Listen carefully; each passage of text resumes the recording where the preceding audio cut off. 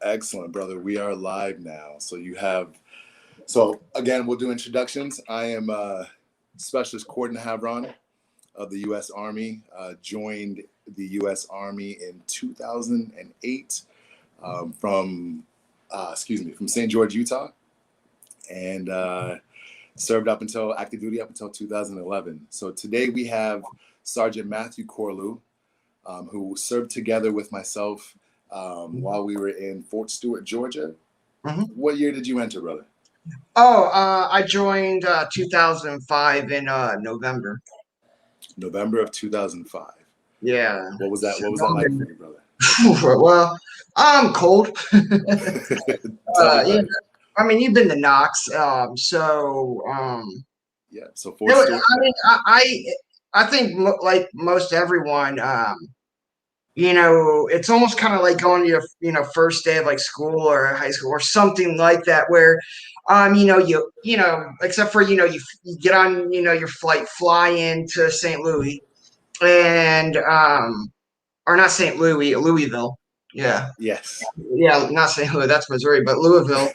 And, and then, we all get gathered up, and then, we get on the bus and, they bring him to I think it's the 46 AG when and so we're everyone's joking, having fun, and then I thought it was pretty cool that people just automatically kind of start drifting, coming together and talking and being like, hey, if we're sleeping on bunks, would you want to be my bunkmate, type of.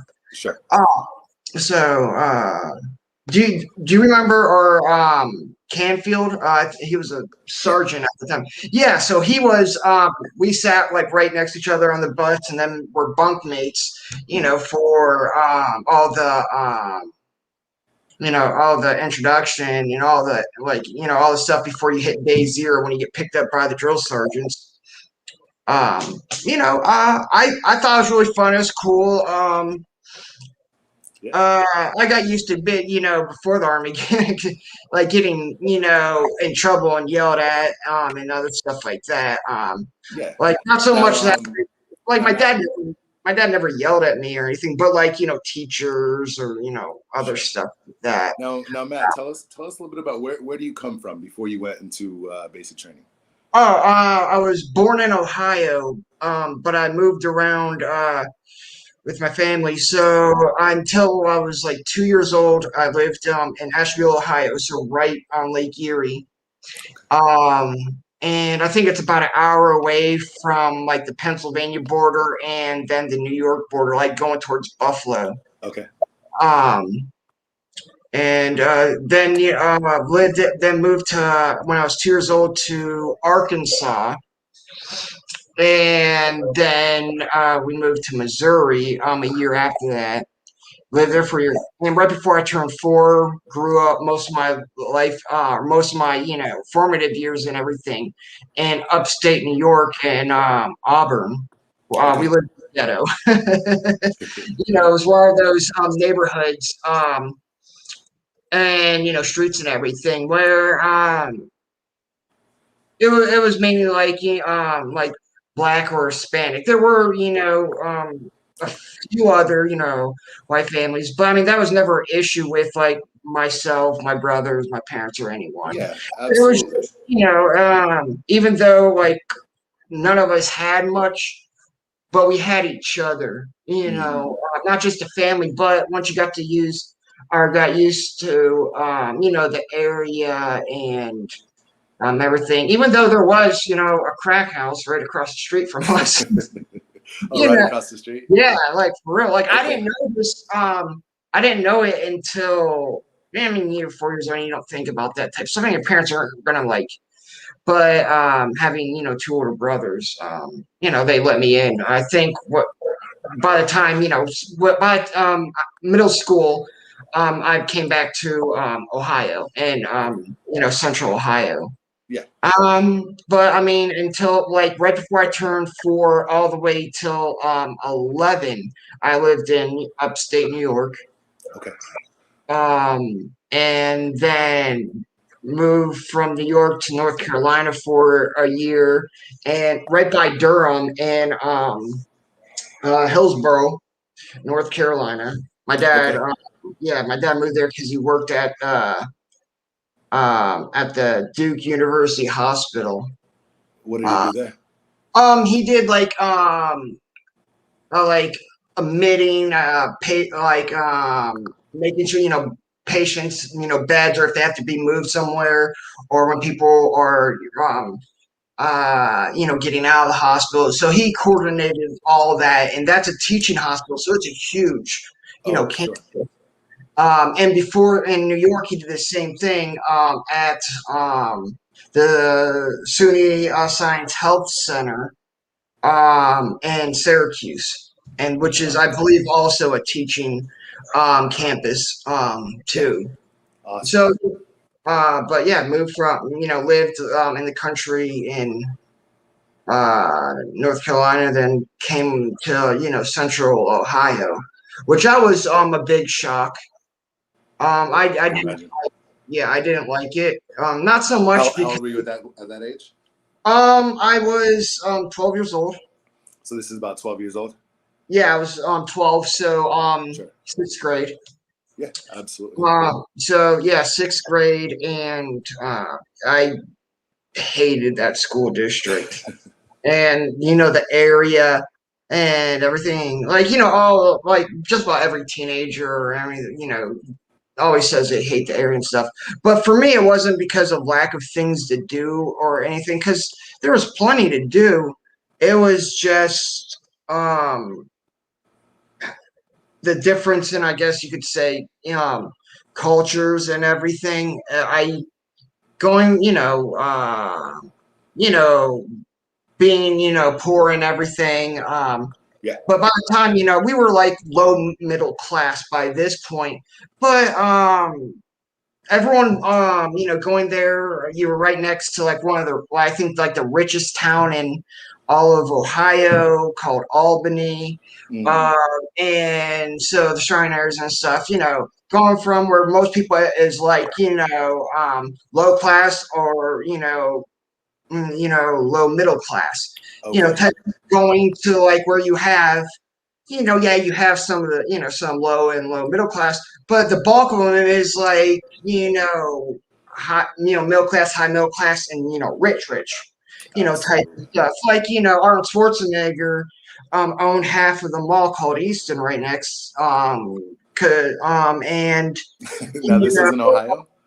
yeah, and oh god, was it the um whatever Glenn, I forget, always forget his name, but the first guy to walk on the moon, like he's from Ohio and he lived in Albany. Like Okay. if anyone and everyone that had money, or was famous or something, if they were living in Ohio or owned a place in Ohio, most likely it was going to be in Albany. Really? Like their high school looks nicer than some college campuses. I can imagine. I You can know, imagine. there's a huge So culture shock, type of thing. yeah, And huge. I can imagine a huge culture shock. So yeah. talk to me about the years previous to enlisting. All right. Do you want me to start off, I guess, like middle school or high school or something? Yeah, yeah. Let's go high school. Let's go 16 years Oh, old. What you enlisted at 18? okay. Well, 16. You By the enlisted time around 18, right? huh? Yeah. You My birthday's in July. Like middle July. So I joined in November. I wanted to have the finish out the summer since I just turned 18. But let's see. So 16 years old by so starting I get 10th grade. That made some close friends, like not like a bunch. Mhm. But I guess I was kind of popular. And a lot of people like, and the only reason I was popular was not really because of me. It was because I had two older brothers. Yeah. Um, my oldest brother being 4 years older than me. So when I hit ninth grade, he, graduated the year previous. So he started his first year of college. And he Okay. skateboarded, I skateboarded, and then my brother Caleb, he was a grade above me. And so you know how it is, like if when you're fresh or something and you see like, your peers hanging out with, people that are in like Yeah. 10th, 11th, 12th grade or stuff like that. Kind of And gives you a little they clout. took it out as me hanging out. And some of them, yeah, I did hang out, but they weren't like my friends or anything. Or it was more of like I'm a tag along, like, the young brother, Sure. type of stuff. My brother Ryan, having his friends over or something in the neighborhood, and we all played catch, throw the football, touch football and stuff like that. But yeah, that was really the only reason, like any type of popularity Sure. came from, because I never really liked attention too much, and I think more so because when I came to Ohio, everyone was always, everything was about money. And like I didn't understand that. Like you're really, and the funny thing is, like these kids doing stuff. I'm like, it ain't even your money, it's your parents. Right. Well, like type of situation. And Right. And they nothing were, like nothing against that. Parents are fine, that's cool, but like when the how teenage kids can be, sure. and everything. So I mean, yeah, there was picking and bullying, but I think everyone. I don't think it was like more than. I mean, really anyone else, or definitely more. Of course. Um, and I was, I was the type of person that if I saw bullying, I'll go say something and try to stop it. I'm like, look, Okay. there's no thing. But I mean, Yeah. Yeah. I don't have anything good to say about the school district there, like at all, like Gotcha. nothing. Gotcha. So Uh, I think that's interesting, brother, that you said, when there was things going on, you were always the one to kind of step forward and get involved when you saw somebody getting bullied. And I think that, just because I know you, I think that speaks loudly to your character. Even being able to go into the role that we went into, I think, yeah, you having that protector type yeah. role at a young age is definitely understandable. And that tells your discipline and your level of privilege at that point, brother. Oh yeah, definitely. I mean, because it was something that my dad definitely, so he's like, don't throw the first punch, but be ready to fight. And if you see something wrong, Yeah. then you need to do something about it, whether telling somebody else or taking care of yourself or something. Yeah. But what's right is right and what's wrong is wrong. Absolutely. So So now, when did you start to get introduced into the Army idea? What was your um process? Because I know some people kind of bounce around between trying out different branches. Let me go to the Air Force. Let me go to the Marines. Let me go to the Army, and just see who will let you in or see yeah. what jobs are available. What was your experience like just before you joined? Oh, okay. Basically, like the military was always kind of like in my mind anyways, and I think my brother Caleb too. Okay. Having uncle on my dad's side, that was a Marine, embassy guard, and he was over in Damascus, or Mm, no, not Damascus, but over in Lebanon or something in the 80s when they overran the embassy. I think it okay. was Lebanon, but yeah, I'm pretty sure it was Lebanon. And then both my grandfathers were in the service. During the Korean War, on my mom's side, my grandfather was in the army. He was drafted, and then my grandfather on my dad's side, he volunteered to join the Marines. Um, Wow. both of them didn't deploy because they went in like right after it ended, or Sure. right before it ended. So they came in, you know, did their training and all that, and it's like nothing they Yeah. couldn't control. But yeah, they You so come that from was a always you come been from a a neat. very long family of so you have a very long line of veterans in your family.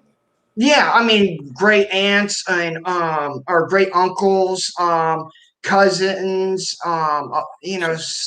first cousins, once removed, second cousins, and Awesome. so on, like that. During so it always bounced around with that. I was always kind of more partial towards the army. Okay. Even though when I was looking at all the branch, well, not the Navy, but Marines, Army, and Air Force, like nothing Sure. against or nothing against the Navy. It's just Not. um um I wasn't the most buoyant person. You don't float well. No, no, no. So yeah, so I mean, I think when it really stuck was when I was 17. Mm. And because me and my brother Caleb, we both, kind of talked about it on and off, and everything. But my brother Caleb was the one who was the one, since he was older than me, being like, "Yeah, I'm going to join. I'm going to do this." So he was, boom. And So he joined first. well, we were going to join at the same exact time because I graduated early because I got my GED, the good enough diploma. Yeah. And Air Force was like, no, we're not gonna, we're not gonna, we can't take you. You have to, if you got a GD, you have to do 2 years of college. It could be anything, basketball, weaving, before you join. I'm like, as enlisted, I might as well go in as an officer then, and go to OCS or something. Right. But anyways, it was yeah. But I mean, even without that, since they couldn't guarantee a job that I wanted, like and pick, Mm. then and this was before the ASVAB, so that was like a no go. The Marines, the same thing. Like if the Marines sat there and was like, yeah, we can, if my score for the ASVAB match was good enough, if I want this job, then I want to pick this job, Yeah. and type of situation. Well, no one else could do that. And so the army was definitely a thing because my brother Caleb, I think he saw the Air Force. I'm not sure if he went to the Marines or Navy. But anyways, yeah. So we since I graduated early and I turned 18 that summer. And my brother Caleb was turning 19 in late summer, so in September. So we were going to join together as MPs. So we were, doing all that stuff, the buddy system, and then we would have both got, rank two and all that stuff. But I backed out on that because I really just didn't want to be an MP. Okay. It was just one of those things that I was like, I'm not a narc. I mean, of course, jokingly, but I mean, it was just I just didn't want to sit there and have to do like all the stuff. It just was not appealing to me at all. Yeah. Um, so I was looking at like carpenter, welder, and then scout. I took the ASVAB. I got like I think high 80s and all that. Yeah. Like everything, like in all the categories, everything was, you know, always 110 or higher. Yeah. I remember that too. Yeah. So it was, and they were like, they tried to talk me out of, becoming a scout. Um, but yeah, so my brother left to Fort Leonard Wood, Missouri for and that September, I think Okay. late September, like literally right after he turned 19. Okay. And then I ended up joining in November to go to Fort Knox. Okay. And so Now this is November 2005. five. Okay. Yeah. Excellent. Yeah, November So 2005. I signed everything on the 11th. And part of that was I didn't want to do delayed entry or stay in delayed entry really for that long. And absolutely. so, and really, because it wasn't so much that I picked the combat MOS to go actually see combat. Um, it was more of that, I guess in a way it was part of it, but it was more of like I'm gonna get paid to go shooting, which I like doing. Um, I liked, going, hiking and camping and stuff like that a lot. Yep. Yeah, I grew up doing that my whole life. Same with, my dad and everything, up in the mountains in Pennsylvania. So I'm like, well, I get to go to Fort Knox up in the mountains and do the same exact thing. Absolutely. So so it was a toss between infantry and scouts, and the scout just seemed more appealing. Okay. Like to and because I didn't really care about wanting to go to airborne or ranger or try go to selection for SF and Q course and all. Like I didn't care about those schools, at least at that point in time. The only thing remotely I guess I was interested in was sniper school, because I mean that Mm, really goes hand in hand with the scouts and small teams sneaking around. of course. So I mean I wanted to do that eventually, which I never got to do. But yeah, so I mean I joined, signed the paperwork November 11th. My Okay. dad thought I was going to join as an MP, because right before I went, he was like, "Don't let them talk you out of what the out of being what you want to be and everything else, and to something else, or uh, you know stick to your guns, and if you want to be MP, or if that's not available, welding or whatever else, then that's stick with that."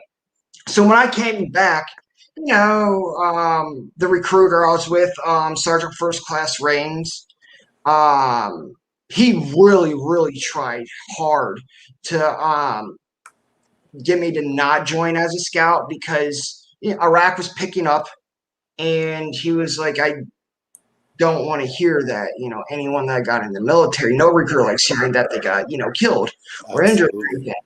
So that was it. So as you're enlisting, he's talking to you about this process, Yeah, he like, about the risks of being a Cab Scout yeah, despite what's going on in the oh country. yeah, because he was a truck, he was an 88 Mike, Excellent. and So he's 88 Mike, for those that don't know, is a truck truck driver, driver. right? Yep, truck driver. Um, and combat support, was still in combat. Of course. So the people that don't, like everyone in the army, and people that know us, and that they're to cripple an army or a unit or anything, you take out their supply chain, and that's truck drivers. Yeah, of course. And they also will sometimes fill like QRF roles.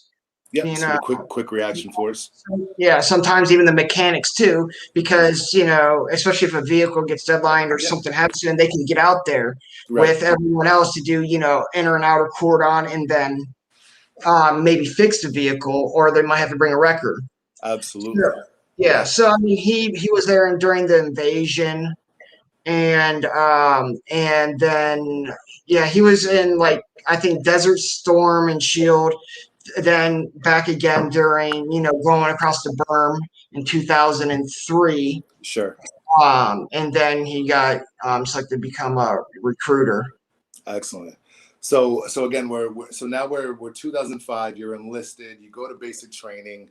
You first reported your first duty station was Fort Stewart, Georgia. Yeah. Right out of OSIT, went to Fort Stewart, Georgia, and I think early April. I think it was like April 6th or something. Or no, it was later than that. We graduated April 6th, but I think I got there on like April 21st or something, because of the striker training. Because Okay. that came out, which I initially I didn't, I didn't have orders to go to like Leonard Wood or anywhere else that had strikers.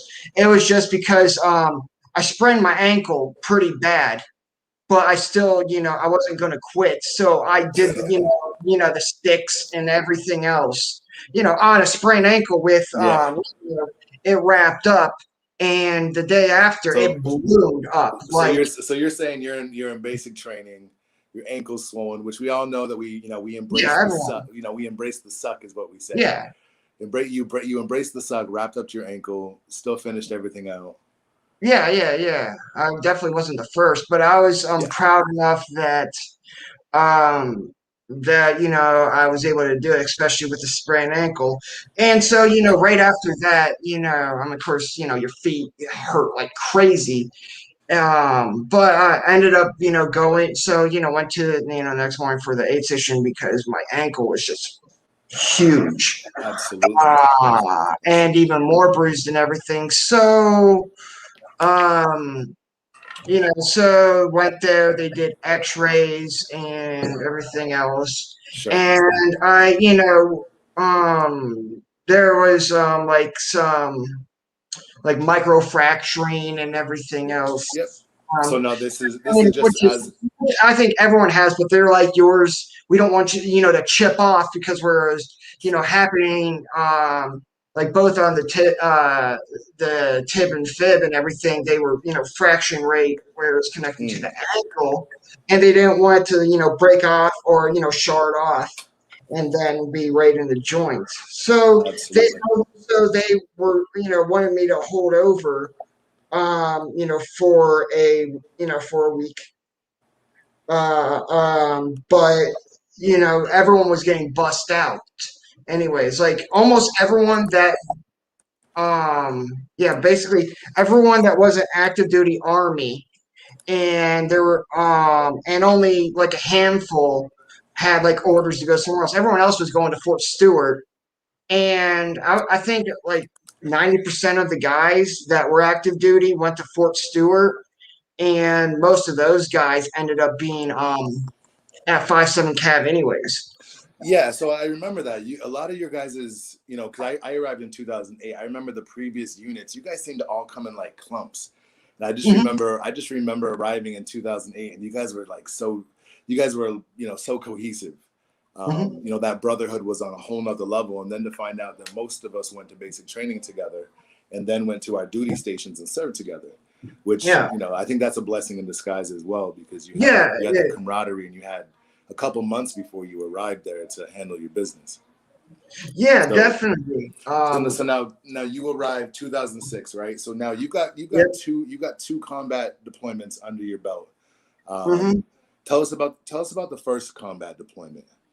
The first one, we I deployed in January 2007. January Uh, 2007. our unit, when everyone first starts going, and like the people that go ahead of our unit and everything, I think was in like late November to January. So but I mean, the bulk of everyone, January we, started going, which was nice to have, the block leave, for, Christmas and Thanksgiving. Yeah. But yeah, so anyway, so sit there and deploy, and how it is sitting there, getting off that plane in Kuwait and feeling that heat. So And so yeah. I know how it is, but just again, tell our viewers what that's like. All right, so I think women will definitely be able to relate to this, but having your the hair dryer on the highest setting, max heat, max windage, and blowing it straight in your face. Literally. I mean, am I right? Yeah. So I remember they used to tell me it was like if you were to open the oven, to put the oven on 350 and open it, let it get 350 and open it, and then just stick that in front of your face the whole time. Whoa, yeah. I just remember that extreme wave of heat. It was just like nauseating. Yeah, I All know. right, And so you're arriving there 2006. It's extremely hot. Um, and I do want to show respect. I do know that this deployment was a very tough deployment for you guys, right? yeah, for yeah, the Apache troop, which was first, well, it was Ace Troop, then turned to Apache because, Yep. anyways, yeah, Apache Troop, we, out of the six people that were killed in action, four of them came from Apache Troop. Mm-mm. So, One of them was one of my best friends and everything, and was also my roommate, Jaime Rodriguez. Yeah, Specialist Jaime Rodriguez. Oh man. Because like when I first got to you, since everyone was over there, and everything, and since I came a little late because medical holdover, then they made sure I was good, and then they just let me just sit in over at the striker classes, even though I didn't get credit. It was, go do something. You're not, you know, type of situation for the cadre members and the drill sergeants after graduation. Everyone else are for the graduation and everything. So when I got there, I got to Charlie, and then got quickly like they had too many scouts. Okay. So I got sent to S3 and then stayed in S3 for a second. Sure. Went to Bandit Troop for one day, and the same day they put me over in S1, and it was nothing because like I was a bad soldier or anything else. It was just there's too many soldiers. We don't have you can't do anything with you. So anyway, so the first 3 months of my deployment was with S1, Okay. and me and Rodriguez. We were roommates and everything over in S1 before deployment, Sure. and yeah, he was like one of my best friends and everything. Before his passing Yeah. on July 26th, and do you remember Petty? Yep. Yeah, so he was I think that was Rodriguez's best friend. Oh sheesh. Yeah, so yeah, I So mean now you guys. So now that occurred from 2006 to 2007. our deployment was 2000, Yeah. January 2007 to April. I flew home on April 4th, 2008. So 15 months. Yeah. Which from a lot. I think a lot of people don't really know this too much about the military, but that was kind of a last minute thing. That extension, wasn't it? Well, we were told last minute. I remember it was like Right. right after Christmas. So we had, our Christmas, and everything. And we were all sitting there, and yeah, we were all sitting there like, oh, we're about to go home. Any day now we're gonna get the orders for us to sit there and start closing our stuff down and everything else and hand everything over to the Marines, Sure. which we were already because we were told we were handing a Marine unit is replacing us because we were at the combat outpost for non-military types. Was with the Marine AAV unit, and we had Marine Angle Code with us that was embedded with us, which are the guys that call in fixed wing and rotary wing aviation. Okay. Wow. So we were thinking all stuff, and it was like right after Christmas. They sit there and be like, "Hey, by the way, Sure. we're getting extended." Like some of us kind of, were expecting it, but that late in the game was kind of like crappy. Yeah. I don't think it took anyone by surprise. It just sucked for the stop loss guys. Yeah. I mean, and I can't imagine. I wasn't there, but just losing a few great men to the casualties of war, and then being extended 15 months. You're already longing for your family and just want to get home. You're already missing your buddies, and just I can just imagine that trauma, brother. So again, 15, like I wasn't deployment. Yeah, I wasn't physically, there when Rodriguez, Bilbrey, and Sergeant Kirkpatrick, and both specialists Bilbrey and Rodriguez were in the truck that died. So I wasn't, physically there, but I mean, hearing when that, happened and all that stuff. Ramirez, he got both his legs. He was in a Bradley, broken really, really bad. It was like I think a 26-hour you know ambush type of thing. Oh, really? Because they waited for everyone to come in before they detonated, and then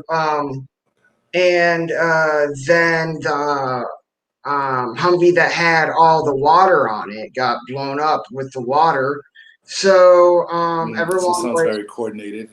everyone after a while, because of dehydration and everything, were kept your helmet on, but taking your vest off.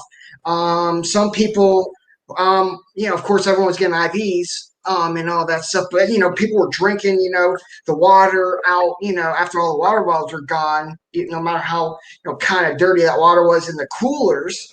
But it's kind of like, would I rather deal with, that ramifications later or not? And so people are having IVs and still, having to deal with all the combat and all that on MSR Mobile, which I mean, it wasn't on MSR Mobile, but that's where we were stationed right off MSR Mobile in between Ramadi and Fallujah. Okay. But we were behind all that, and where they had a canal and on two roads, where there's North Angels and South Angels, and it happened on South Angels. Okay. And which for people that don't know, that was like right like farmland and everything. Palm trees. There's some deserts and other stuff, but like doing foot patrols out there, especially during. So now doing a lot of foot patrols. Yeah, for sure. So now I just want to clarify. So a lot of people know. So we're part of the 3rd Brigade Combat Team, which is a heavy brigade combat team. Yeah, so, ABCT. Yeah. So typically we are in Humvees and Bradleys. Yeah, and then when MRAPs, because the first deployment we didn't get MRAPs. Right, absolutely. So so I just want to bring this into a little bit further, brother. So tell us a little bit about so you finally come home 2007. I joined 2008. Oh yeah, 2000. Yeah, well, I mean, we came home in 2008. Yeah. So, you guys were just getting back. Yeah, when you So when I came in August of 2008. I joined March of 2008, and then I reported active duty Fort Stewart, Georgia, for August of 2008. And then we didn't deploy until December of 2009. So can you tell me a little bit about? So I know you have an amazing story.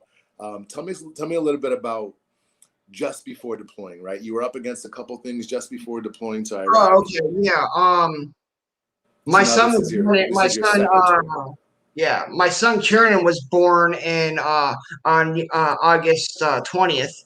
Okay. So that was great. But September 1st, I had my shoulder work done because I had a posterior and anterior tear of my rotator cuff. And so I had to so that got worked on, and which was and how much I had to do was a 30-day profile, but also like no duty at all, like Absolutely. Nothing. So that, and I'm pretty sure the platoon sergeant like really genuinely hated me. Like I don't know, I'm not really going to get into that. Sure. But anyway, so I had my shoulder surgery and everything, and then because of my shoulder surgery, that put me at I wasn't going to be medically released from the brigade surgeon until March of 2010. Okay, so that would have been about 3 months after we deployed. Yeah, exactly. So I know we arrived there, I think, a couple days before Christmas. I think Apache troop we deployed on December 14th. Yeah. And I wasn't clear, and they weren't going to clear me until March 15th. Okay. Of 2010. Yeah. And I really so because orders got cut for me to go to Fort Hood. Okay. Fort Hood in March. Sure. And Fort Hood's a post anyways that's constantly going to deploy anyways. So I went to the Command Sergeant Major Transu. Mm. Well, I went through, section sergeant and platoon sergeant, our first sergeant, and and they let me, go all the way up and ask, they, first sergeant Stewart, and our active first sergeant Stewart, but then became, got his master sergeant and first sergeant. But anyway, so he was, because I told him I wanted to play with everyone. So he told me to tell, story and everything that he's pretty sure Command Sergeant Major Transu will try to help me. So which he did. And, so I went to Command Sergeant Major Transu because at first he was kind of like, why do you want to go on this deployment when you don't have to? And so I told him, I'm like, well, I got orders to go to Fort Hood anyways. I'm not trying to get out of that necessarily. So I asked him, I was like, would it be possible to get my orders, those PCS orders changed to after this deployment? And he asked me, like, why is it so important that you go? I'm like, well, if I'm going to go on a deployment, which is going to happen anyways at Fort Hood or here, I'd rather go on a deployment with guys I've deployed with and have a connection with, and same with the unit and everything else. I'm like, and plus, trying to pick up a move and everything, because married at this point with a brand new baby, and my wife at the time, with the shoulder that just got, I mean, that, yeah, they're going to pay for movers and stuff, but you still have to box up stuff. And I was like, I don't want to, I didn't really want to, deal with all that, especially with, my son just being born. Of course. And his mom being a dingbat. So, yeah, it was, that was one obstacle. Okay. That I had to go. And then shoulder concerns, newborn baby. Then the marriage just, it was just one of those things that it was, either we should have never been married, or if we did that, we should have dated much longer. Okay. And it was one of those things because the girlfriend that I did have and everything, who's, from Ohio that I knew, and all that stuff for a while, that she, after I got back from my first deployment and all that stuff, and, went on R&R and came back, and I got a text, sitting there, saying, hey, don't contact me, don't text me, don't call me, or whatever else, and, all this stuff. I'm like, what, is this a prank? And, called up and, no answer. It would just, either get blocked or not, whatever else. I'm like, well, that sucks. I didn't get an explanation. So anyway, so I started, I ended up meeting soon after, my soon to be wife, Roxanne, and her dad was, 22 years, 21 years veteran. And so I kind of figured, well, she knows the Army life and, what we go through. And he was, airborne infantry. But anyway, so it was, the marriage just wasn't good. Like like right after our marriage, I got the car repoed. But after that, it was like, okay, I got a son on the way and everything. I can't do that. So we went out to the field, when for gunnery and all that stuff, where table 6, 7, 8 gunnery, and and of course field time for other training. So we were out there for like 45 days or 40 days total, and it was so I had everything on automatic payment and everything. Well, she ended up either stopping it or taking out the money or doing whatever. So the first payment for the rent and also the car payment didn't get paid. And then, of course, 30 days go again, and then that happened again. So they come and repo it. Well, they call, so she calls up, the chain of command, and they're saying, I got the car repo because I didn't pay anything. And so, the first time, I definitely, I got it. But I mean, she would like literally just go and spend everything or do whatever else, make an excuse. Um, Mm. and So you know, definitely, and definitely up against a lot of marriage issues yeah, right 'cause I before was like, you deployment, need to, right? yeah, because when I first found out she was pregnant, I was happy she wasn't. She actually tried to commit suicide by taking a bunch of my psych meds Mm. in the middle of her pregnancy. When, Sheesh. yeah, so, but anyways, Very heavy, yeah. brother. So I mean, it just married from the goal, and then of course I was getting hot tempered, like of course never like, you know, Mm. like never hit her, never like, and I wouldn't like do anything else. Like I would yell and all that stuff, which Sure. of course isn't Yeah. good. But, I mean, I can not me, imagine. I can imagine. I can imagine but that that would be rough, man. yeah, but then And then so now bring us to your deployment. How yeah. did your deployment go? So yeah, so that was what another major thing was trying to get away from her, which is Sergeant Major laughed at that. He's like, I understand. Sure. Because I was like, Iraq is going to be better for my health mentally and physically than staying back with this woman. And Sure. I was hoping that I could save money, pay off, make sure the car is completely paid off, so we don't have to worry about this. Money will be saved, be in the bank. Yep. So but anyway, so I, lied to the brigade surgeon to get her to medically release me so I could deploy with everyone else Okay. because they wouldn't release me till March 15th Sure. of 2010. So I actually went I loaded up on the plane and everything with my shoulder still in the strap and all that stuff on.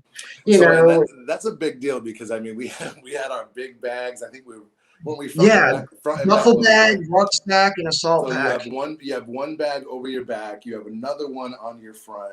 You're still carrying your materials, Hmm. and Yeah. you have a Uh, sling on. Yeah, yeah. Well, I did have some help. Sure. Sergeant Sure. Redfield, he actually carried my duffel for me. Okay. Good. Good. Excellent. So you found Um, so now when do you arrive in Iraq of 2000? yeah, it was so you're up in the air and you hit we like did a layover in Ireland. Mhm. And I was fortunate enough to be one of the first people off the plane. So I hurried up and went to the bar before they said no one's allowed to drink because they didn't say and I didn't hear it at that time. So like me and a couple other soldiers, we knew the game because we learned from the first deployment. Yeah. And I was able to knock down like 4 shots and like 2 beers, like Nice. and within like 5 minutes. So. Sounds like But good. anyway, so yeah, we did layover. So it was Yep. like the 15th or 16th of December. Okay. And sit there, land, and then go over to Camp Buring, flying to camp. So flew into Camp Buring, Iraq, and it was the same thing, winter time, but still hitting that heat, Yeah. So, and when you get on the buses, and then take, driven over and then load off, and everyone rushes under those nets. Yes, the mosquito Yeah, nets because you're trying to get away from the yeah, sun. yeah, the mosquito net slash camo nets type of stuff, and then getting water, and there's Hmm. always bunches of water, and then a cooler, electric cooler, Yep. that sounds like it's a jet engine trying to freaking take off because it's Absolutely. so but like I said, it was second deployment, so kind of name of the game, and so I took my sling off and everything, and Yep. then just I threw it out. And I was already doing physical therapy, but I mean I couldn't raise my shoulder up higher Yep. than that without So assistance. that's interesting. So now, so that's mind blowing. So now tell me about.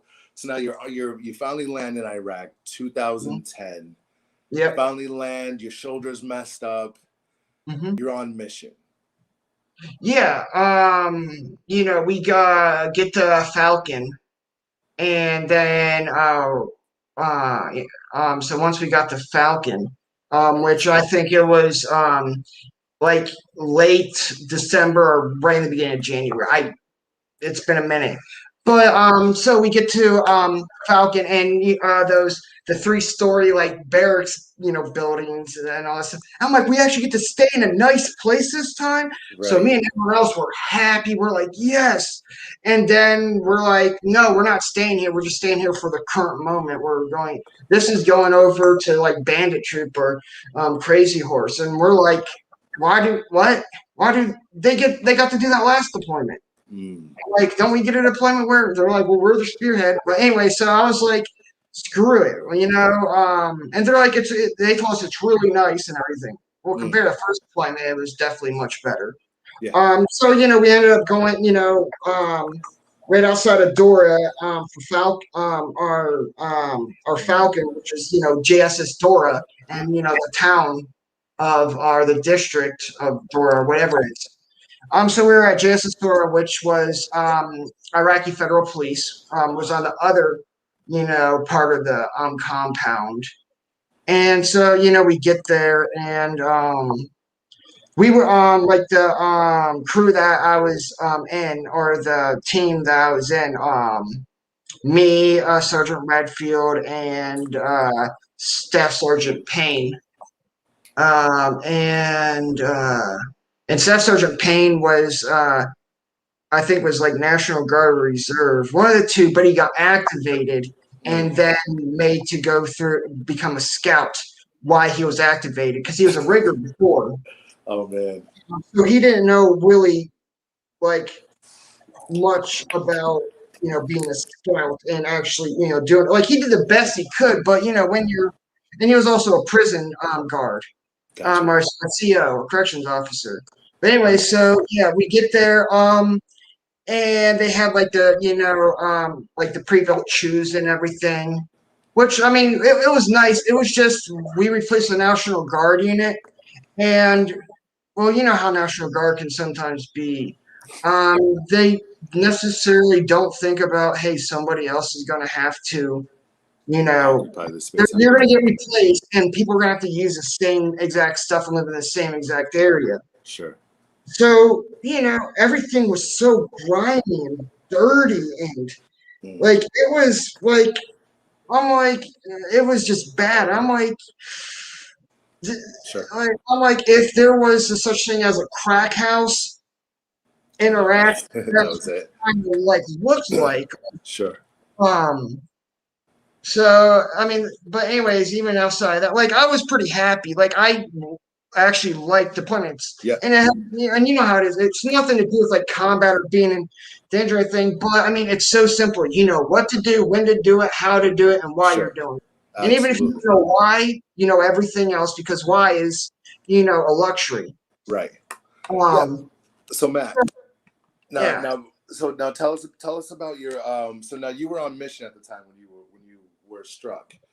Yeah. Tell us about that. Where were you located at? How did that happen? All right. Because again, I was there. I think I was on mission somewhere in Iraq at that point. We were at Falcon originally. What month were you? It was March, right in the beginning of March. We were prepping for the elections that are happening on the 15th. So so now Obama's president at this time. Yeah. Tells everybody that there's no more combat troops in Iraq. Yeah. Like his and yeah. So yeah, you go on mission that day and so we just got off guard duty and I got switched from the crew I was in, so Red 6. Because we didn't really use that vehicle too much because either we would either do dismount or I would sit there and be a gunner for another crew, and other days I'd be a driver or this. I would float on because I knew the FBCB2s, I knew the weapons, I knew the vehicles. Like MRAP, like I went through all the classes, I've done all the stuff, had all the qualifications. True scout. Yeah. So I mean, I literally went through all like the FBCB2 classes and field sanitation, like MRAP classes. Like my driver's, licensed military driver's license was like long. Like I was even on the Marine like 5-ton or whatever that thing. I was licensed for that too because on my first deployment for the mine roller training, which I was, was for that too. So so I floated around, and they decided me to put me on Staff Sergeant Turner's truck Okay. to replace Private Bailey because I was more experienced.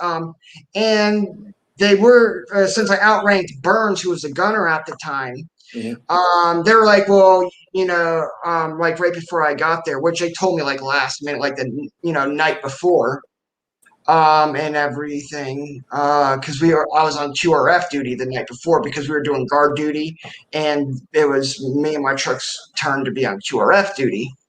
So I found out right after we got done with QRF, Okay. that I'm going to Staff Sergeant Turner's truck, which like Staff Sergeant Turner, Sure. got along with them, great. Same with Burns. He came late in our first deployment. Yep. Like the last 3 or 4 months. So, anyways, yeah. So,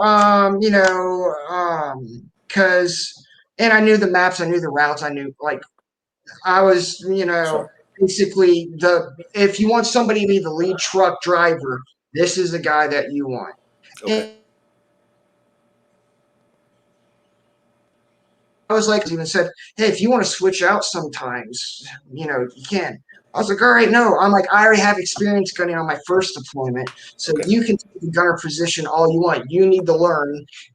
Since this is your first time gunning, I don't want to take this experience and this learning and real time stuff from you. So this was this guy. So this was his first time gunning. Yeah, I believe so. Because he was a brand new private, at the end of our deployment on my first one. Yeah.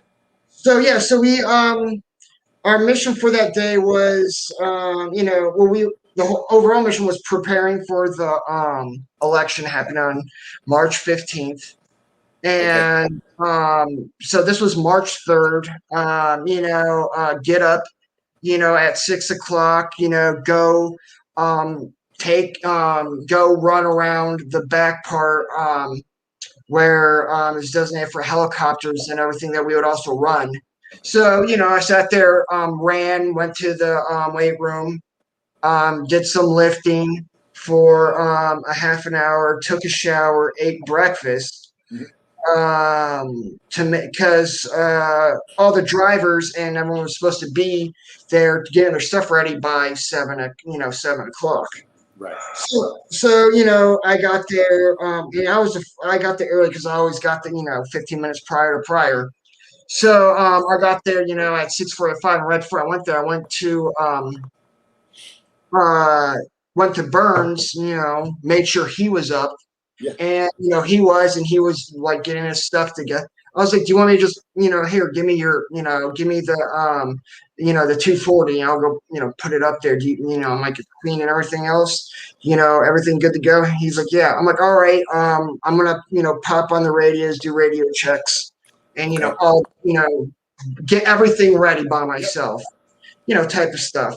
So went and did that, helped other people, check and do vehicles ready. Then just sat there smoking a cigar and drinking a Rip-It, Atomic Palm. Yeah. Yeah, I know, right? Love those Rip-Its, man. Yeah, and for that day, we had a captain, I think from brigade. Definitely, I mean, he wasn't in a unit, but we had to bring him back to Falcon, and then had to do some.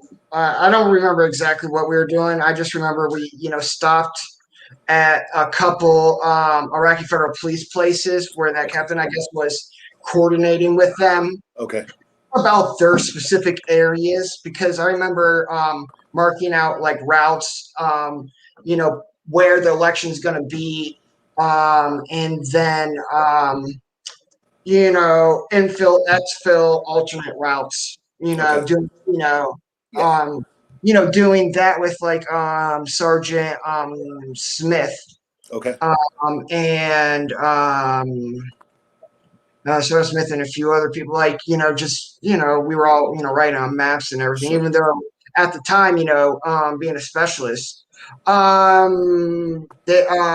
were, wanted me to, become, go to the board and become a sergeant because, from what I experienced and all that other stuff. And Absolutely, I was, bro. just a, average scout, average Yeah. soldier, Okay.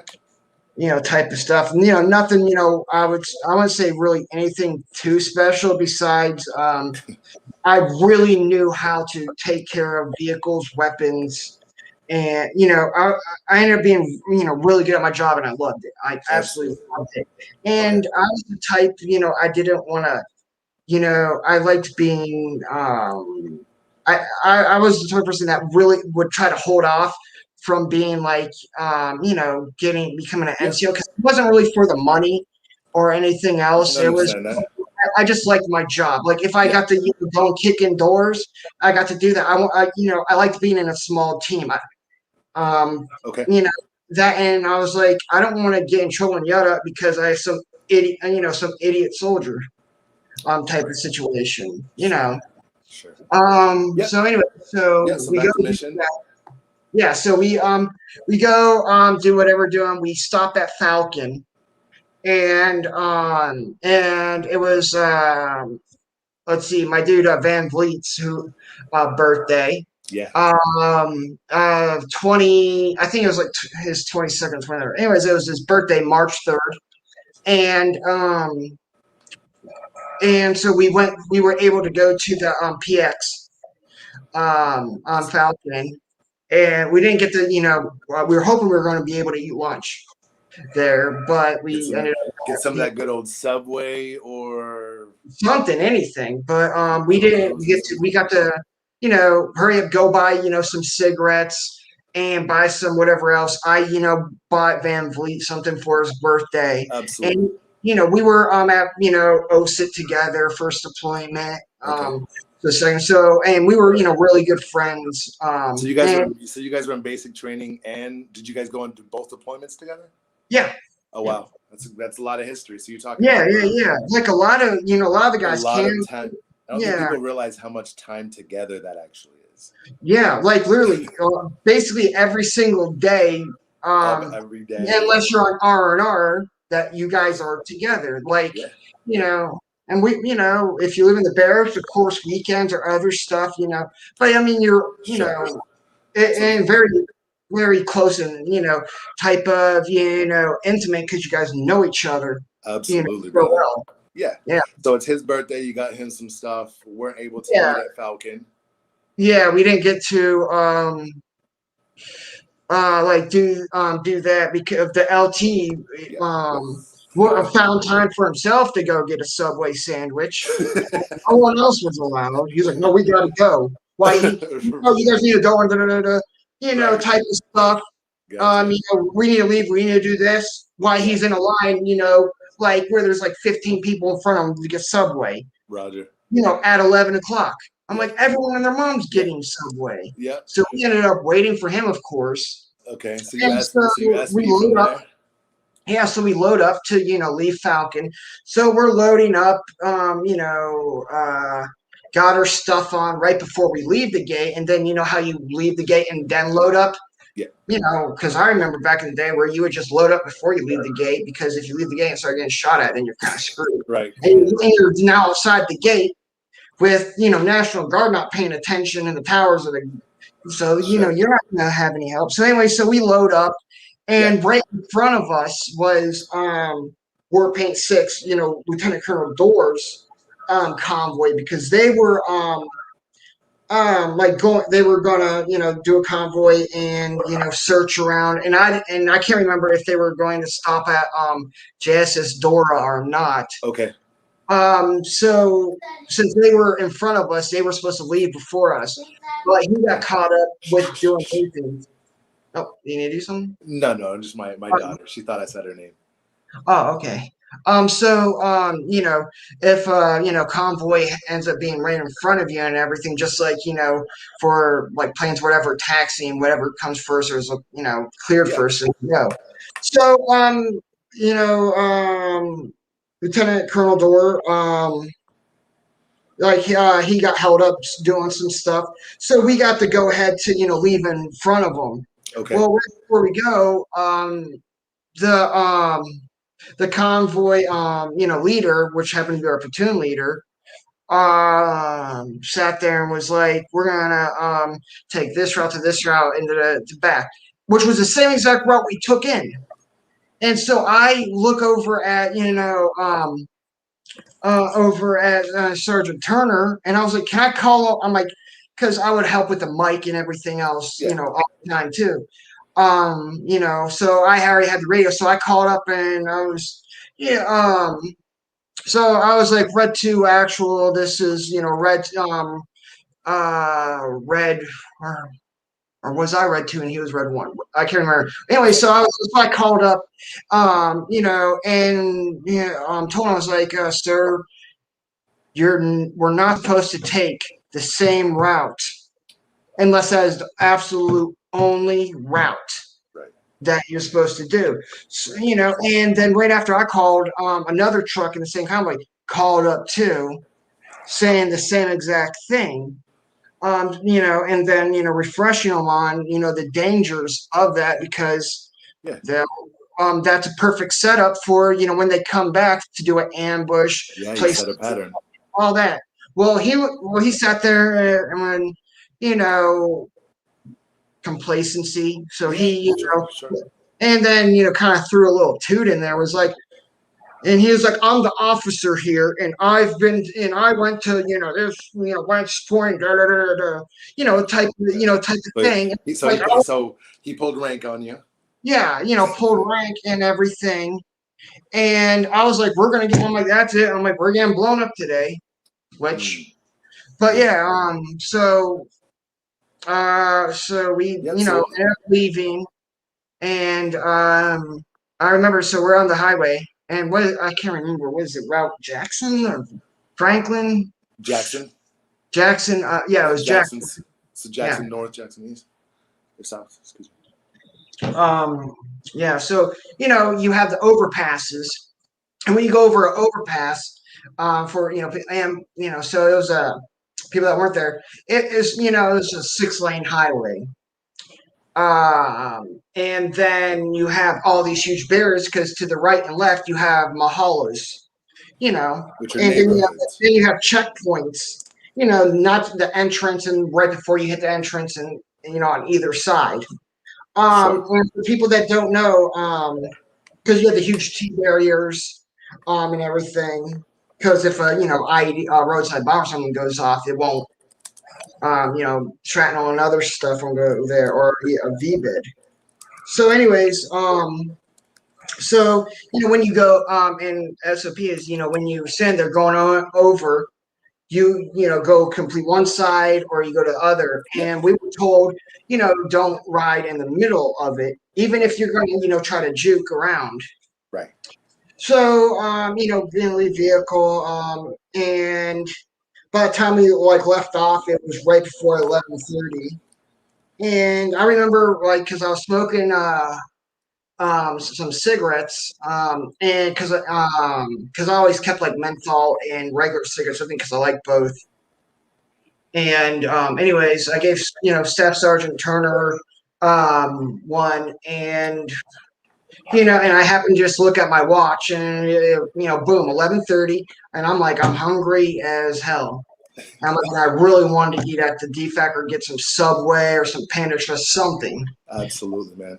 And so I remember going under first overpass, and I was all the way on the right side, and I started veering to the left, and went over that one, and then the next one was coming up, and I started to veer back over, and I just saw a reflection right that caught my eye.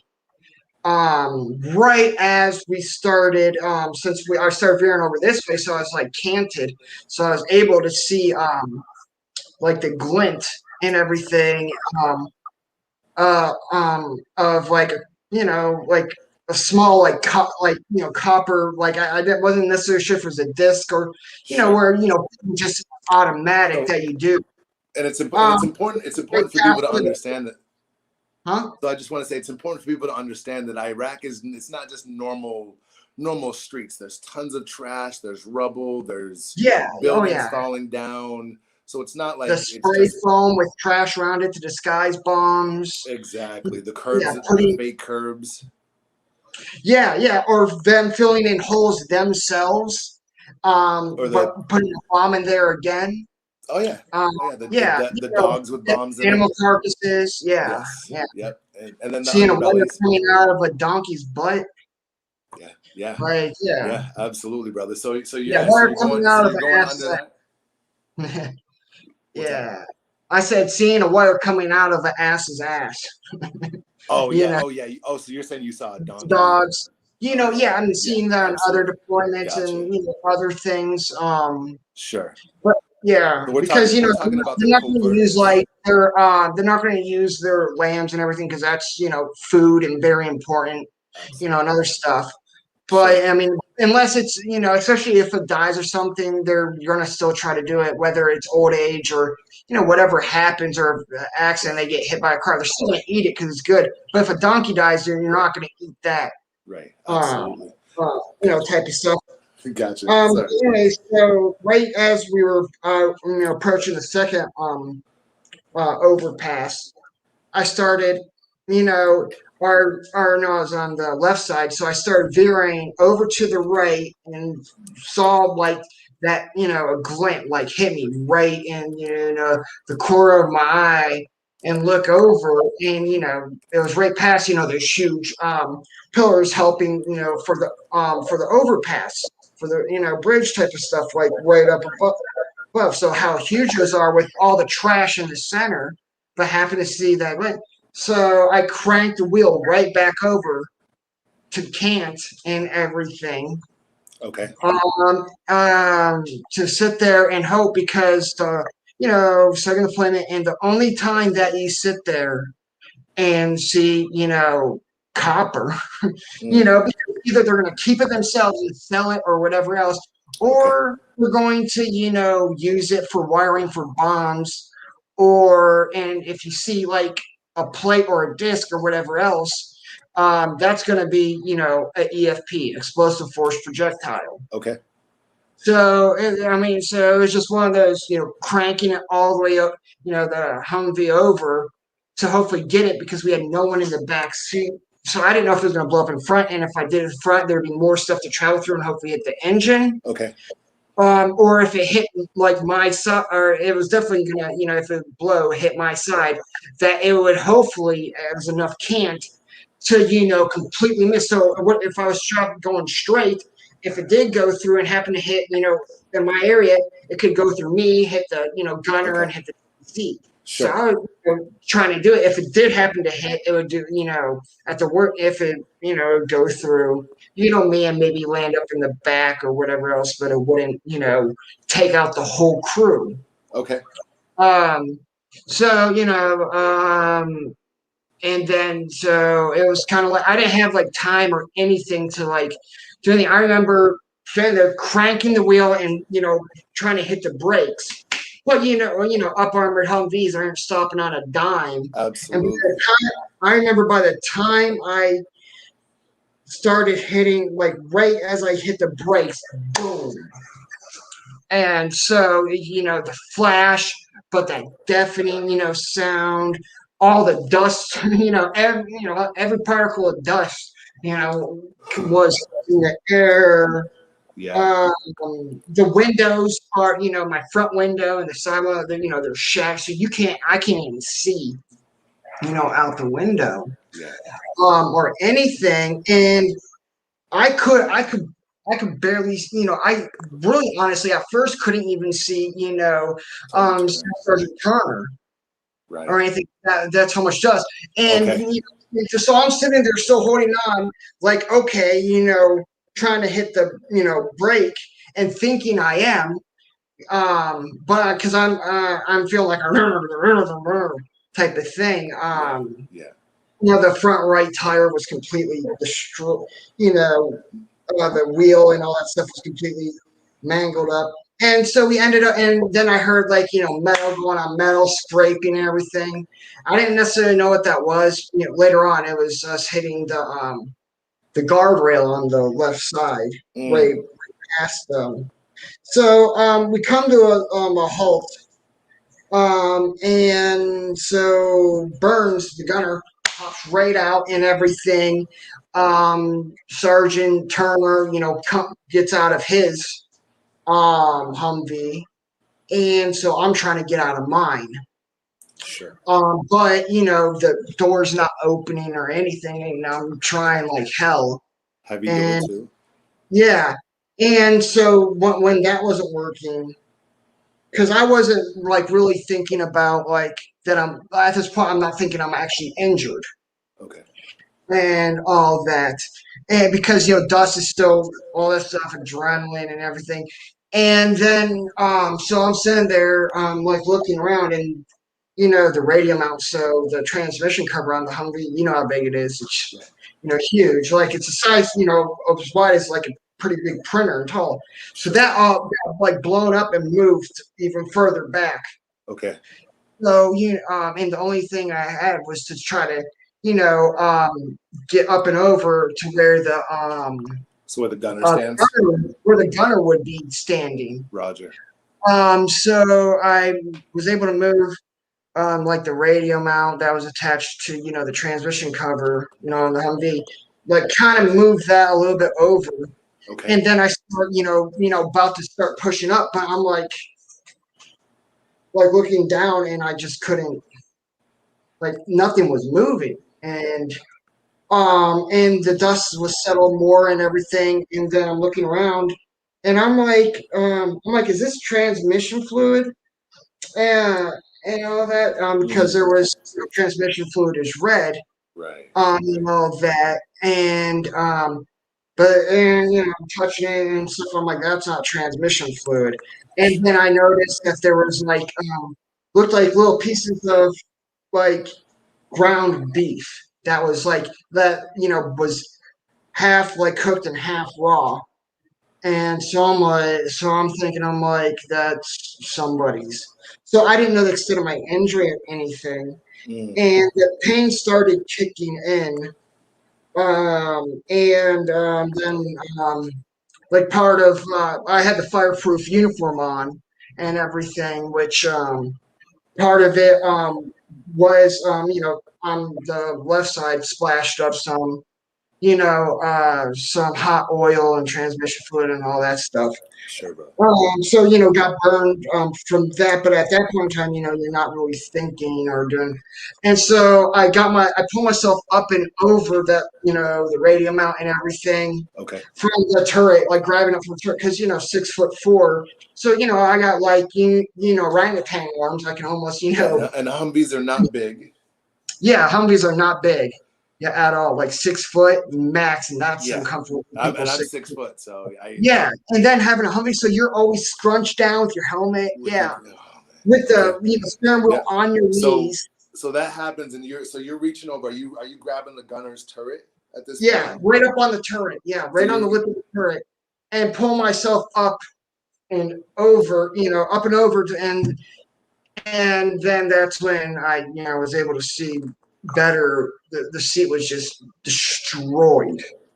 And you could see like the hole inside of where on the left side the door, and then the right side where it went into, where all the pieces where where it just went into transmission, all that stuff. And even right, and if anybody were sitting behind us, like their legs would have been gone.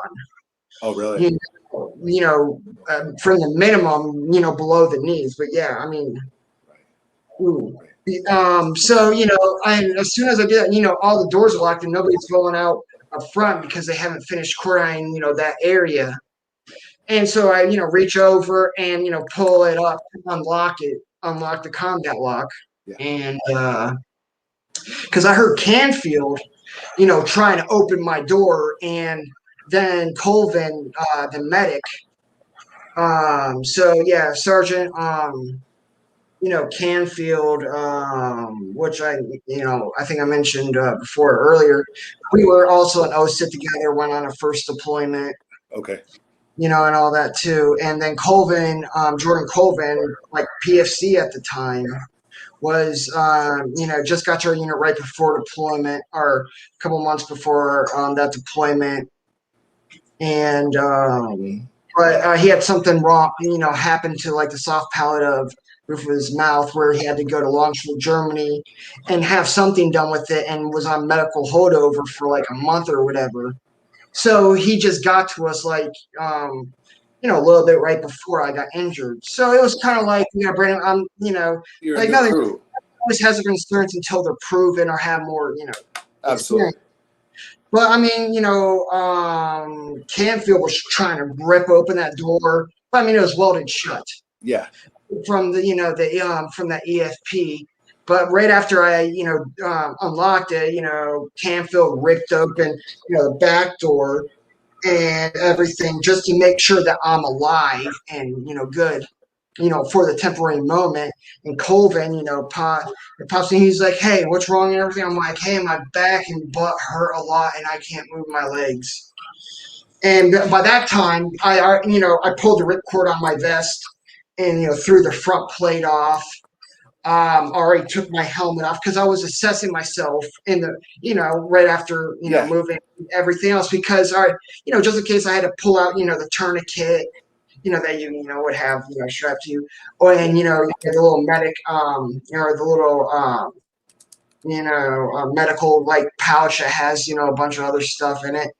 Yeah. So, I started, in the very beginning, doing that. And so when, Colvin, and at this time, it really was, I don't recollect, but time is completely different when all that stuff happens. Right. So he's like, "Hey, lean over," so, so you can have a better look. And I lean over. And so when I lean over and you're just lethargic, at this point, I was so tired. Like, it was a fight to keep my eyes open. And his eyes were big. I mean, huge. Sure. And so he sits there and, goes over, and I hear him, and this is not always something you want to hear or something, but him sitting there saying, he's like, "Hey, the LT's freaked out and everything else. He's trying to do this, that," and I'm telling him, "Call a 9-line medevac in now." He's like, "At least let somebody know." He's like, "Somebody knows that there's a bomb that just went off." He's like, "They need to know who's injured and everything else." He's like, "As soon as they do that and we get everything scheduled, the quicker they're going to be prepared for him. As soon as he comes in, they're going to already have everything prepped." Absolutely. And so he gets to LT, I guess, to call up, or he called it, I can't remember. But they have a stretcher brought over. And so, they bring over that stretcher. And, I was able to climb on. So I had to lay on my stomach, with my arms, up and everything. Absolutely. So I was able to do that. And I get to it, and why that happens, they're, Canfield and him are packing my wounds. And I feel so bad for, I feel bad for both of them, but especially Canfield. Like I said, really good friends, been, already been to one deployment, went to OSIT together, everything. We'd go to his house, play poker together. Sure. It's just, nobody wants to see anybody get injured, especially, somebody else. But I felt, but I wasn't really concerned about me. I was like, "Is Burns and Turner okay?" They're like, "Yeah, they're perfectly fine." Yeah, awesome. I'm like, "Good." So you're on the stretcher, injured, and you're still asking about how your battle buddies are. Yeah, well, I mean, my job as a driver is defensive driving. When I'm a gunner, of course, that position. But as a driver, you're supposed to defensively drive. And if for instance, like all I did what I was supposed to do. If there was going to be a directional, ID, the EFP that shoots instead of just being a explosive that shoots like a copper, a copper charge and everything. that, goes right through just about everything. As a driver, it's your job to, if you can move your vehicle whatever way to do the least amount of damage or right before it or after it, Sure. that's your job. So, I mean, that I was like, this is the job I'm supposed to do, type of situation. Okay.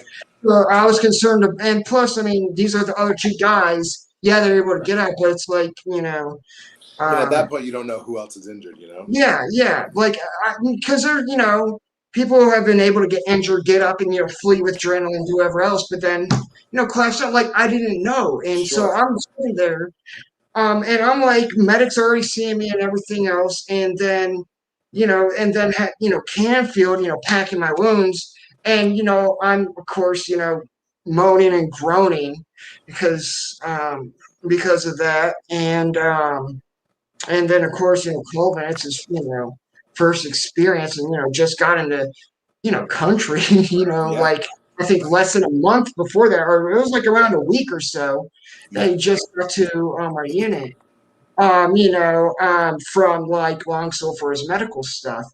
Sure. So, but I mean, he snapped into action. Yep. And So they finally get you on the stretcher. Because of what Canfield and Colvin did, and their quick everything and decisions were instrumental in, saving my life, making sure I didn't bleed out, and everything else. Because my injury, like literally, like my butt and lower back, were completely removed, like down to the bone. Jesus. Like you could see, my sacrum, and you could see part of my actual pelvic bone, and then and then almost and then also part of my L5, lumbar, so part of my actual spine. You like it, and not to discuss anything about the reality, like it literally looked like a shark came in and just took a chunk and just ripped it all out. And it looked like, and then also part of it looked like, like hamburger meat that was part, part cooked and part, raw. Sure. They're not just cooked, but burnt. Like either it was like two different extremes. So you're saying the explosion, so this EFP, explosively formed projectile, hit the bottom side of your Humvee door, your up armored Humvee door. Yeah. On an angle, taking off your butt, butt and your like your right, lower back.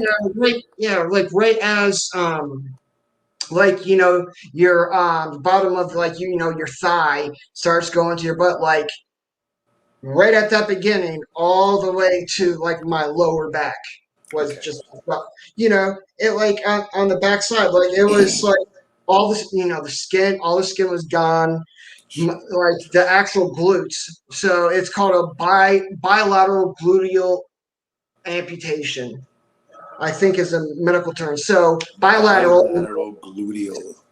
So basically, medical term saying that my both of the muscles that form my butt were completely removed. Okay, understood. Yeah. So and I didn't know the extent of my injuries or anything like that. But anyway, so I now it gets worse too.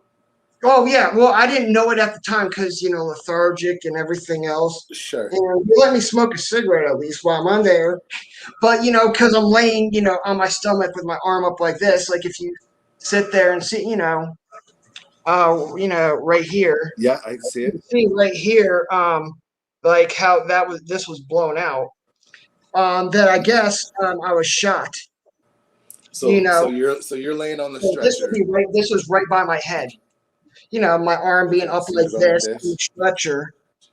And so, and like I talked to a lot of other people, and they were like, they don't, like everyone I talked to, like they're like, well, they don't remember hearing a shot, or I don't remember hearing a shot or anything either. But I mean, I wasn't really hearing. I just remember feeling a really sharp, pain and everything. Okay. And all that stuff, feeling like, like the worst bee sting, I've in history that I've ever felt. Like go through like my arm, and I was like, oh. But yeah. So in the So chaos of things, maybe it was like a sniper doing one shot to because yeah, you don't get yeah. paid, you know, You don't unless you get get paid once you kill contact. someone or anything else, or you don't get paid as much unless you kill someone. So everyone else leaving and then them seeing me move around, Mm, coming out of the Humvee yes, because they sir. were recording it. So they're probably just being like, well, we need to get paid and have proof for one. So launching one round and Gotcha. then me not like moving, after them thinking I probably, Took a I knee don't after really know incident. that. Like at that point in time, I'm kind of in and out. Like I was surprised. Like I didn't really know about this or anything.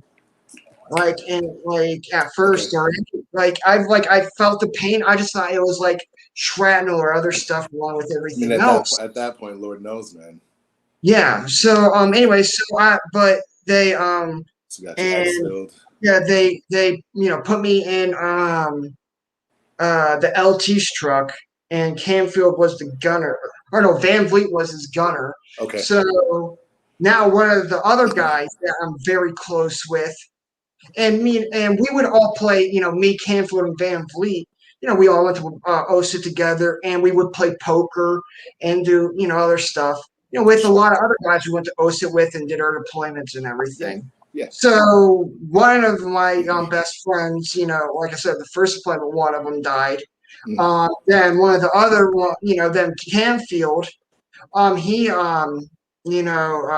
he helped pack my wounds and everything. And then Van Vliet on his birthday, and that's I'm not, like I was apologizing to him, like, dude, I'm so sorry. Like, happy like birthday. I still feel bad about it. I'm like, like I hope I didn't wreck his birthday.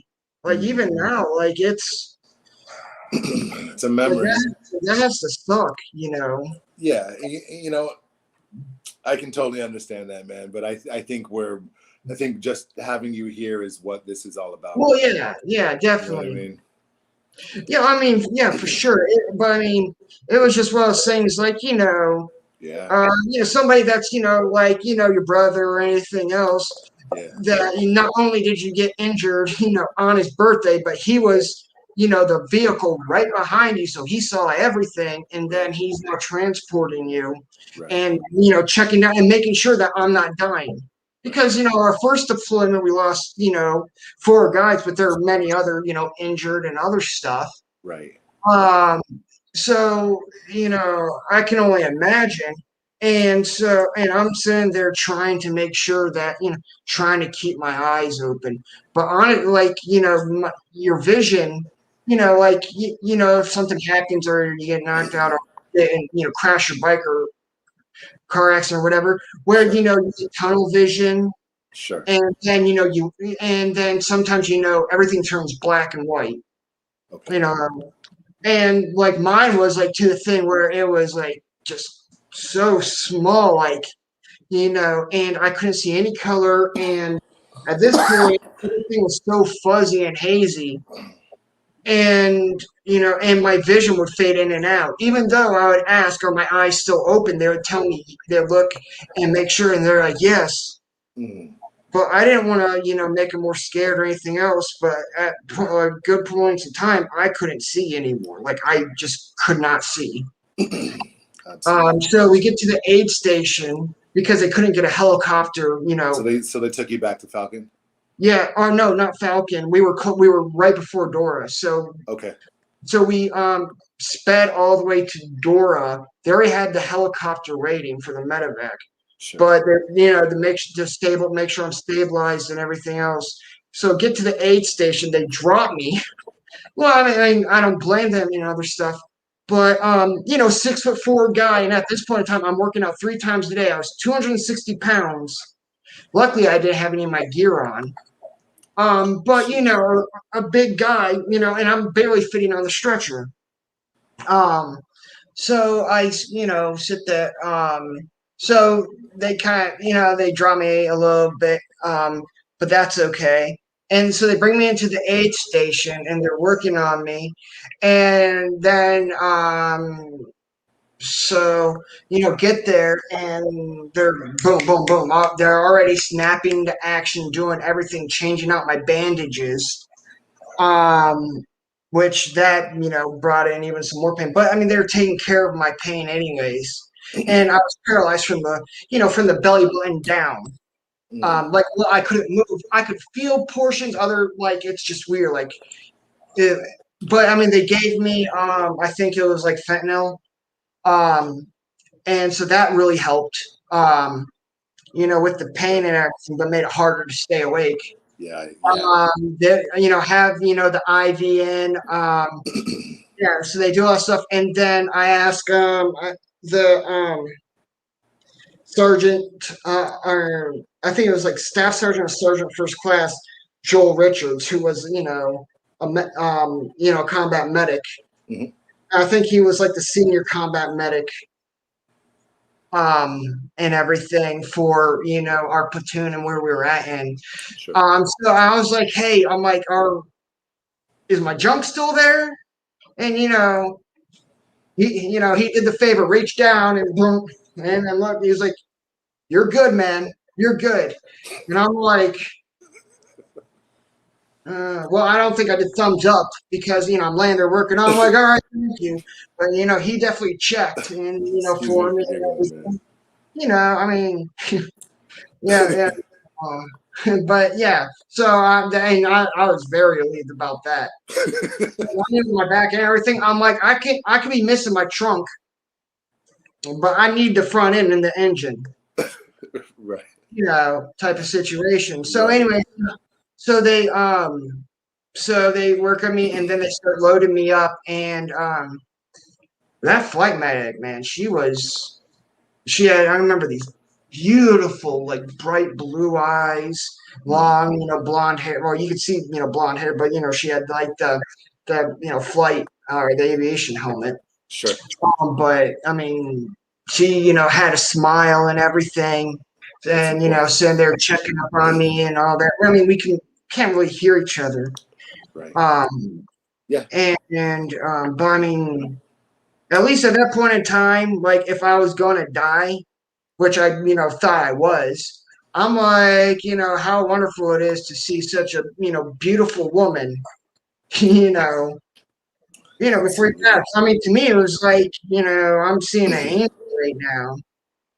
And, type of something, she's smiling at me and, comforting me. Maybe that's your angel, Right before, just in case I did. And I've always, that's always stuck in my brain and always been appreciative of that. Like appreciative of everyone. But I mean, at that point in time, it was like, if I die, I'm ready to go. I've already said my prayers. I made sure all the other guys are, alive and, not harmed. So that was great. And so, they unload me off, get me into the thing and, they were already waiting for me. Like, boom, got me in. And before they even, then they start hooking me up with everything. And I remember the surgeons and they're saying, hey, I'm so and so. I think it was like Major Lundy. Yeah. Well, I didn't remember his name now, but he ended up being my surgeon, like 9 months later. Oh, really?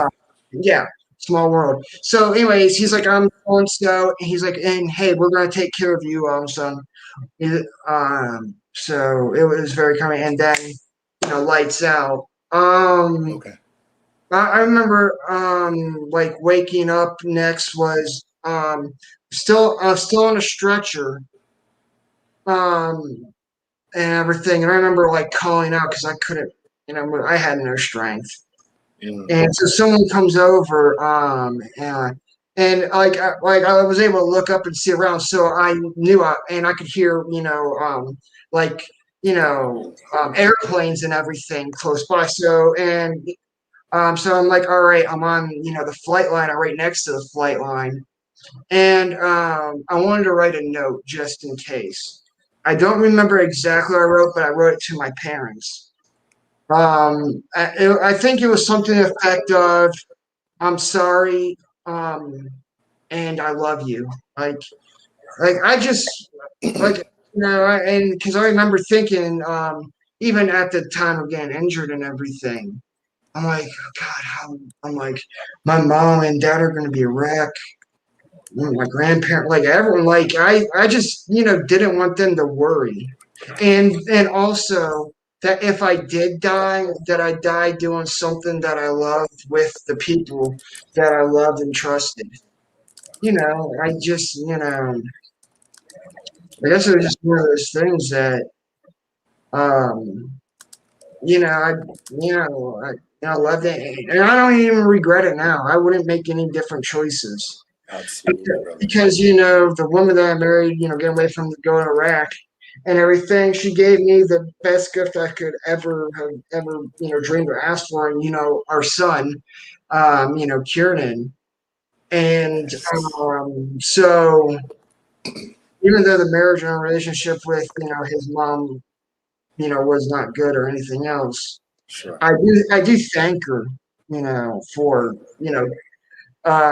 carrying him and giving birth and everything. So I mean, Yeah.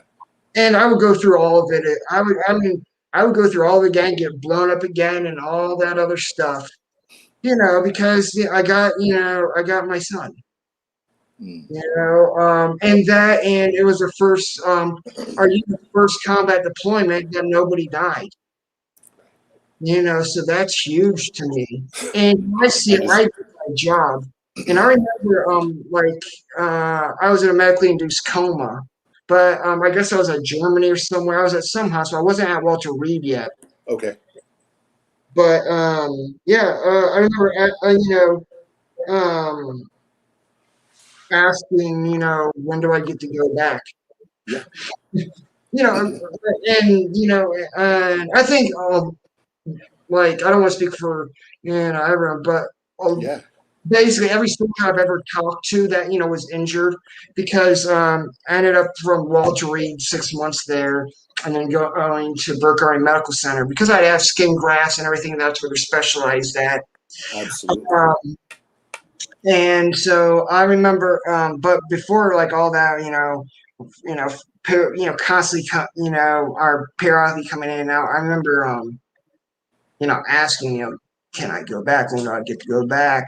And not even knowing my injuries like that, you know, Mm. like type of situation, because it was like I didn't want to, like, kind of like when I had my shoulder surgery done before my deployment, Yeah, brother. the second deployment, how I wanted to do the full deployment with them.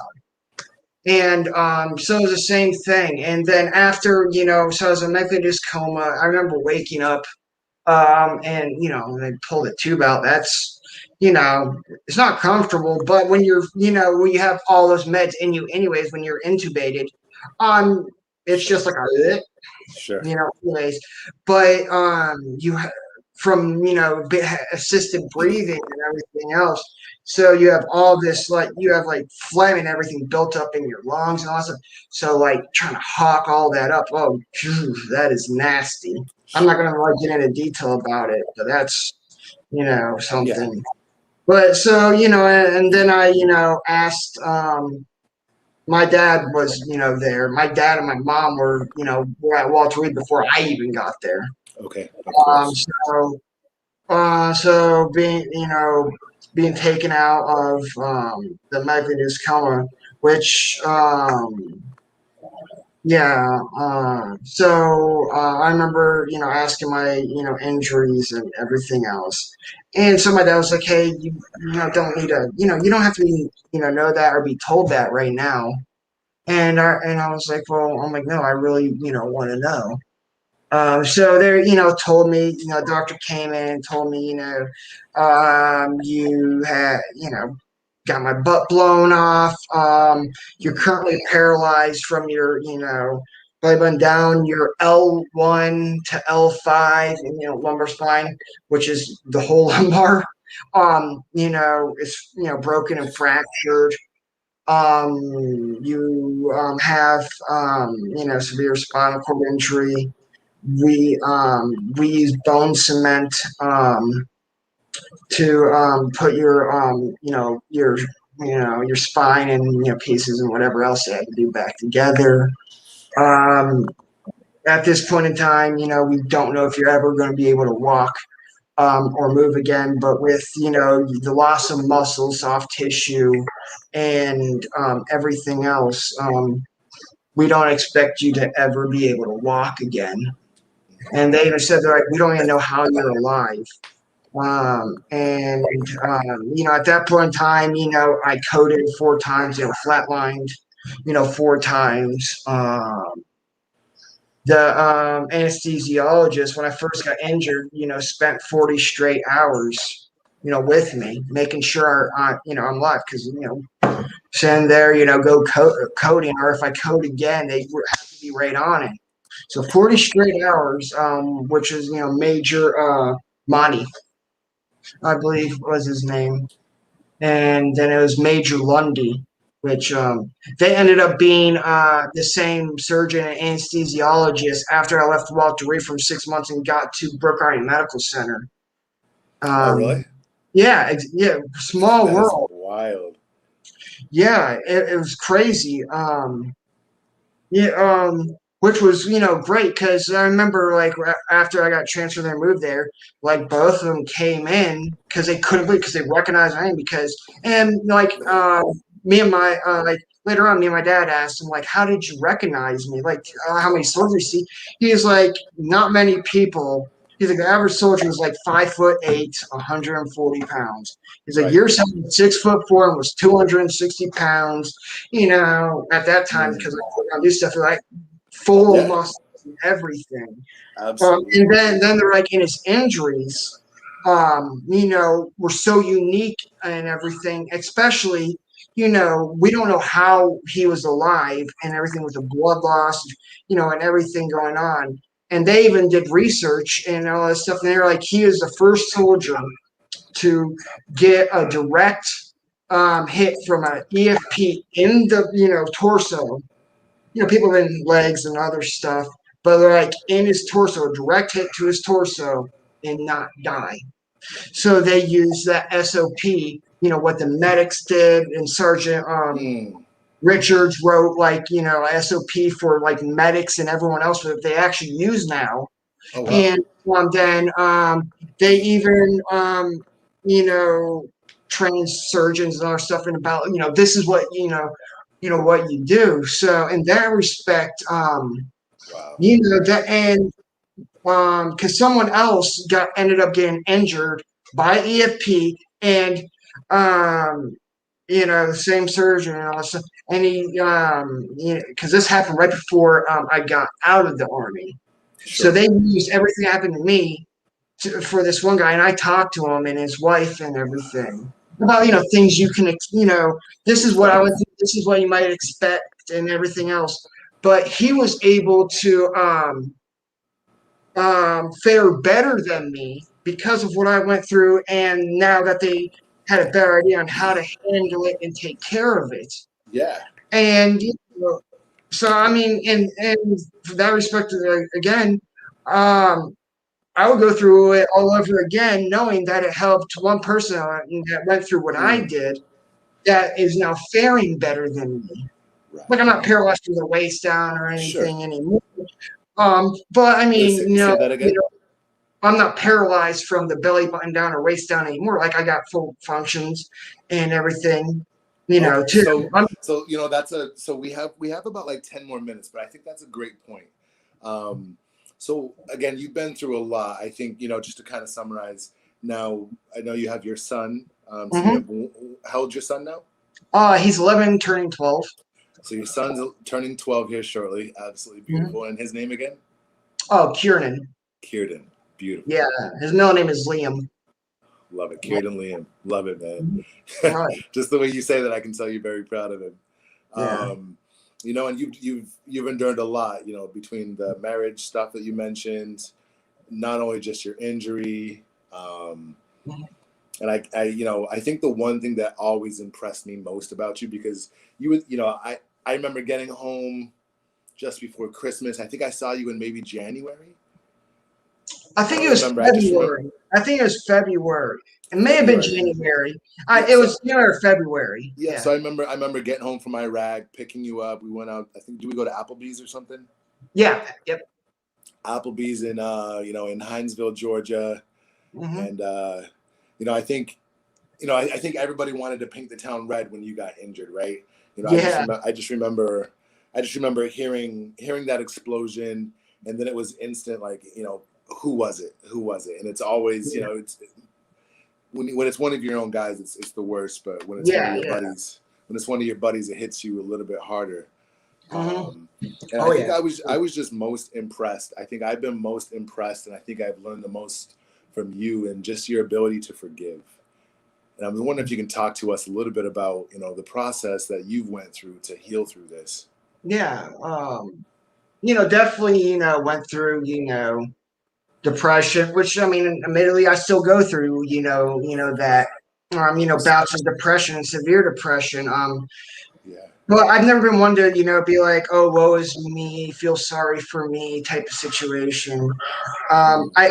I'm more of the type of person that I really don't necessarily always talk about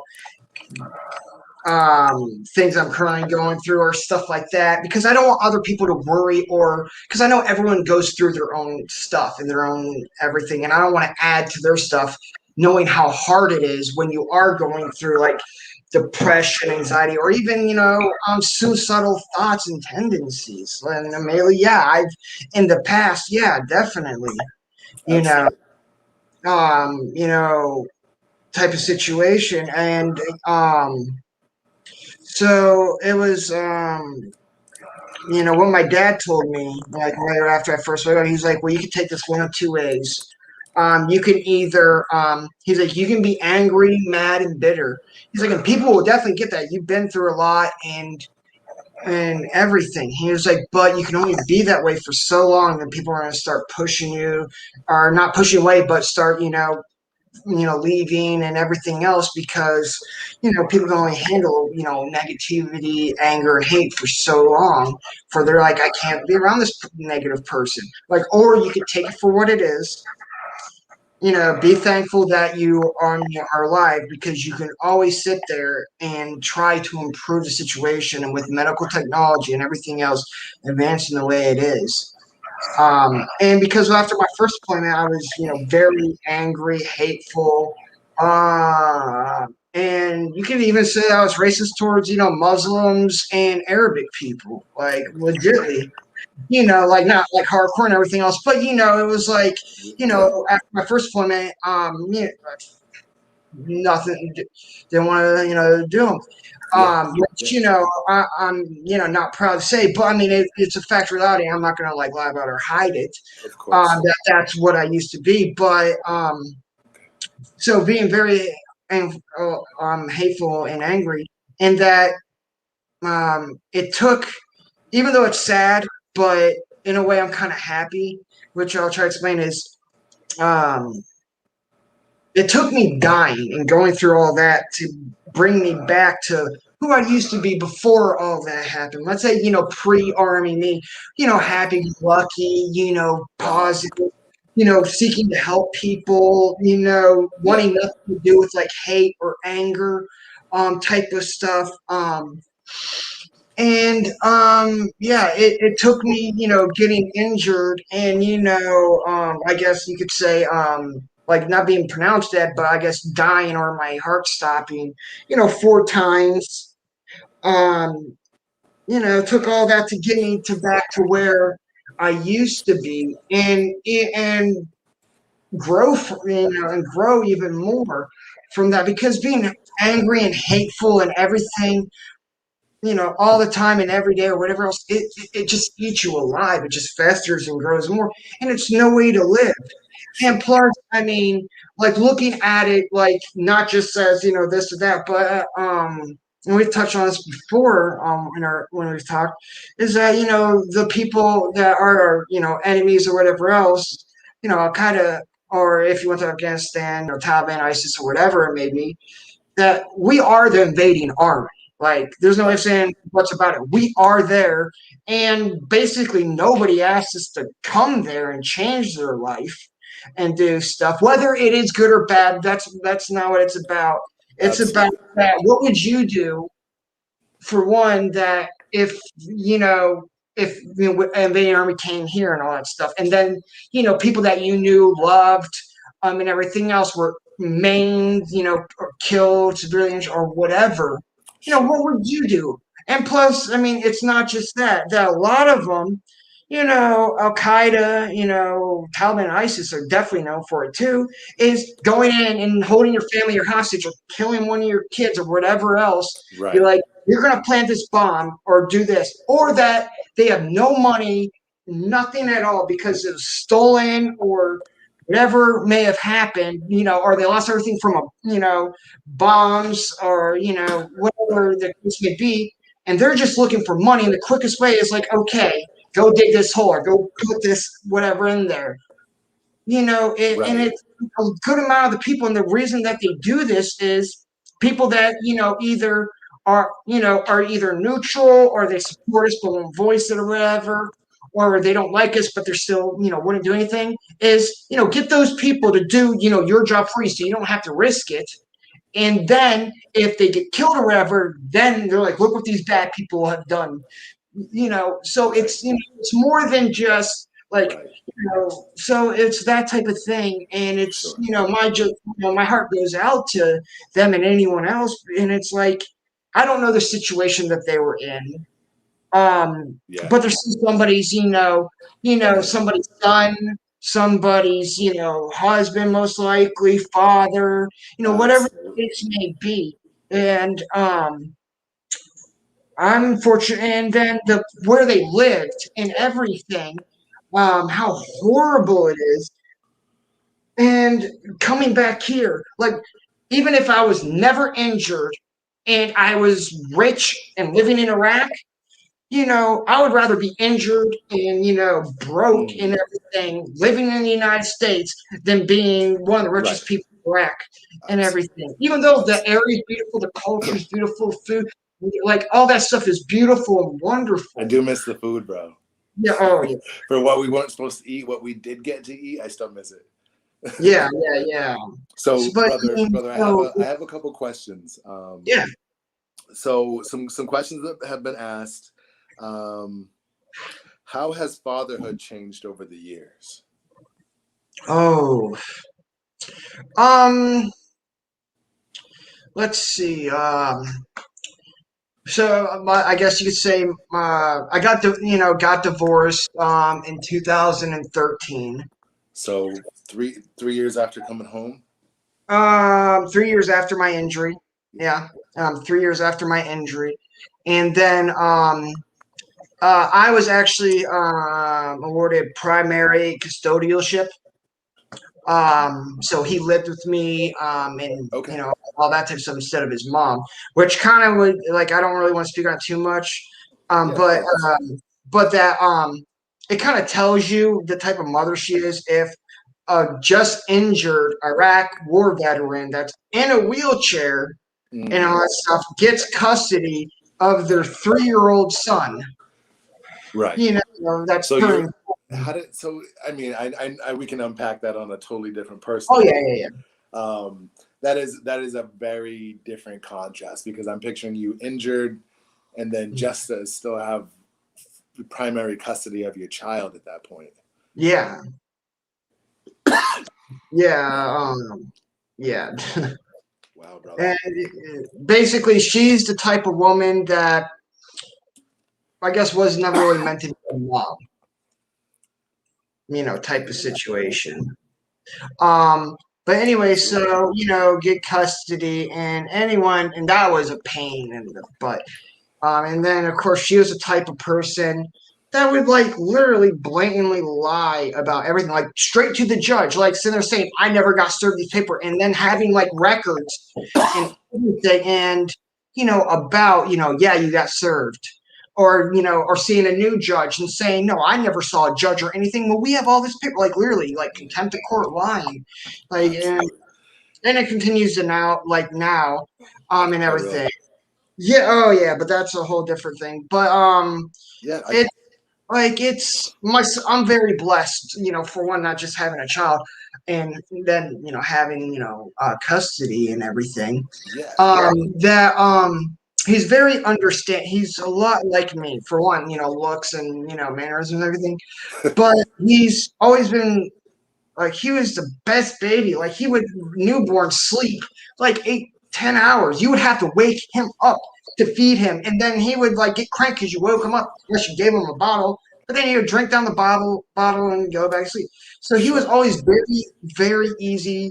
Like the most, maybe I think I'm probably the most blessed person in the world. For one, the parents that I had, and the grandparents, and both, like my Mm, whole family, like extended family, everyone. Then the guys I served with, like you and everyone else. love it. And then the son that I have, and he's always been very understanding. And Isn't um, it isn't it it's just mind blowing? it is, and it kind of sucks that I can't do like all the things that I guess a typical father or something would do, like can't go race my son, and a thing. But I mean, I can find ways around. Like, okay, wheelchair race. I got another wheelchair. Okay, son, you can beat me on a leg race, especially since I'm missing a leg below my knee now. But I mean, yeah, I got one foot in the grave, right? But That is the difference. yeah, so trying to find other ways of doing other things in a connection. It's like you don't always have to be like the other parent or the other father or whatever else. Like that's not the point of being a parent or even being a person. Like seeing that someone else has something or that they go do something that you have to always mimic. Like if you do and you get enjoyment out of it, great. Um, but Absolutely. trying to find, I think finding your purpose. And then also Mm. like I just like, That's great, man. and even more particular, like uh, I never really liked, and I always felt bad, like when my son, did see me like cry or have a breakdown. Um, I never liked anyone ever seeing that. Not that I'm ever try to put a facade that I'm strong or anything else, No, which I mean, but I mean, it was always just one of those things that, like I said before, everyone else goes through their own trials and things. And I never liked so much where people like, well, oh, well, oh, I may have did this or that or broken in this, but I've never been through what you've been through so much. And okay, objectively, yeah, I guess I have been through more than a lot of people. But that's not what it's about. You can only know what you've experienced, yourself. It's not a competition. And I do appreciate, like, okay, thanks and whatever, even though it still makes me uncomfortable or when people saying that I'm a hero and stuff. And I'm like, I just did my job. But absolutely. I guess, it was, yeah, like, we all go through one another or Absolutely. we all go through stuff where we all want to be loved. We all want to, Yes. Yes. feel acceptance and have fun and, do things. Absolutely. Try to live the best life you can. Mm. And so That's a it's never about like, comparing yourself like for other things, what like I've been through. And I pray to God nobody ever goes through that. Like I pray to God, even people responsible for like over in Iraq that, for me getting injured or wherever else, that they don't ever have to go through that. mm, And even like, okay, sheesh. the LT made a bad decision, that, you take the same route, and everything else, you have to like, okay, that's fine. He was a brand new LT. I lived. I survived. Um, Right. you know, Right. I guarantee you learned from that. Um, you know, and then it really did affect, other, the chain of command talking to, Lieutenant Colonel Door, the captain, Captain Days, but then the captain that was gonna replace us because he was in you know, because Lieutenant Colonel Doors Humvee was going to take the same or was going to take the same exact route, Oh. and that our troop commander, either replacing commander, was in the first vehicle in the seat right behind the driver. So most likely, he would have lost his legs or died or something or whatever else. And then if I didn't replace, if I didn't get moved to that vehicle for one, things wouldn't happen the same. But if it was Bailey, the old driver, he was much smaller than me, and he probably wouldn't have made it or anything. And then if it was, it was about the same size as Bailey. And so for me, it was like,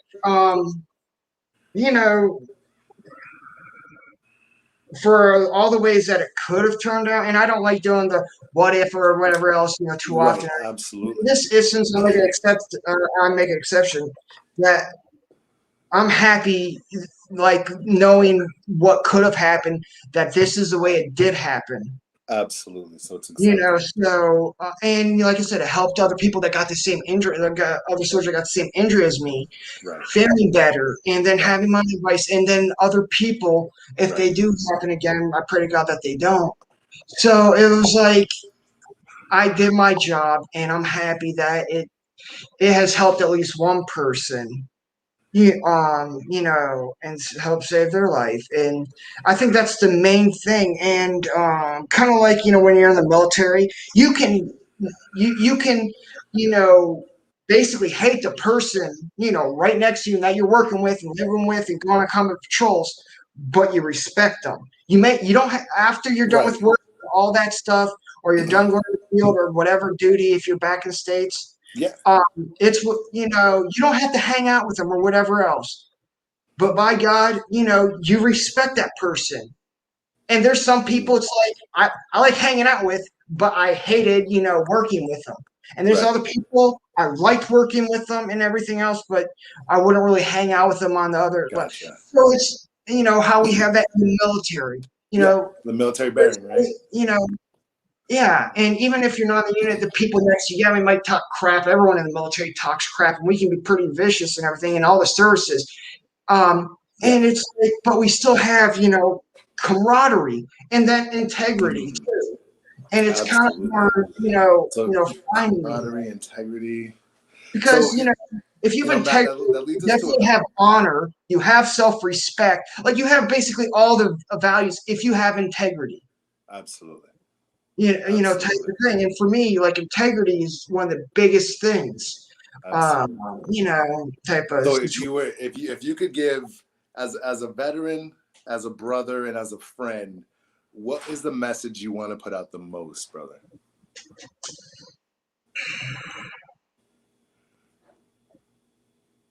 So as a veteran, father, brother, and friend, what message do you want to put out there the most? If you're in a situation that you do not like or can't stand, whether it's how much money you make, the job you have, the place you live, the relationship, whatever, or something horrible or bad happens to you, no matter what, don't end your life. Don't quit. Don't stagnate. Even though it is hard and things may not happen on your time, or the way that you want to happen, but work towards it, whether it's a little bit at a time or whatever else. And if you need help, ask for help. Like, I know it's hard. Believe me, I have huge trouble still doing it to this day. Asking for help or other stuff. But just don't quit.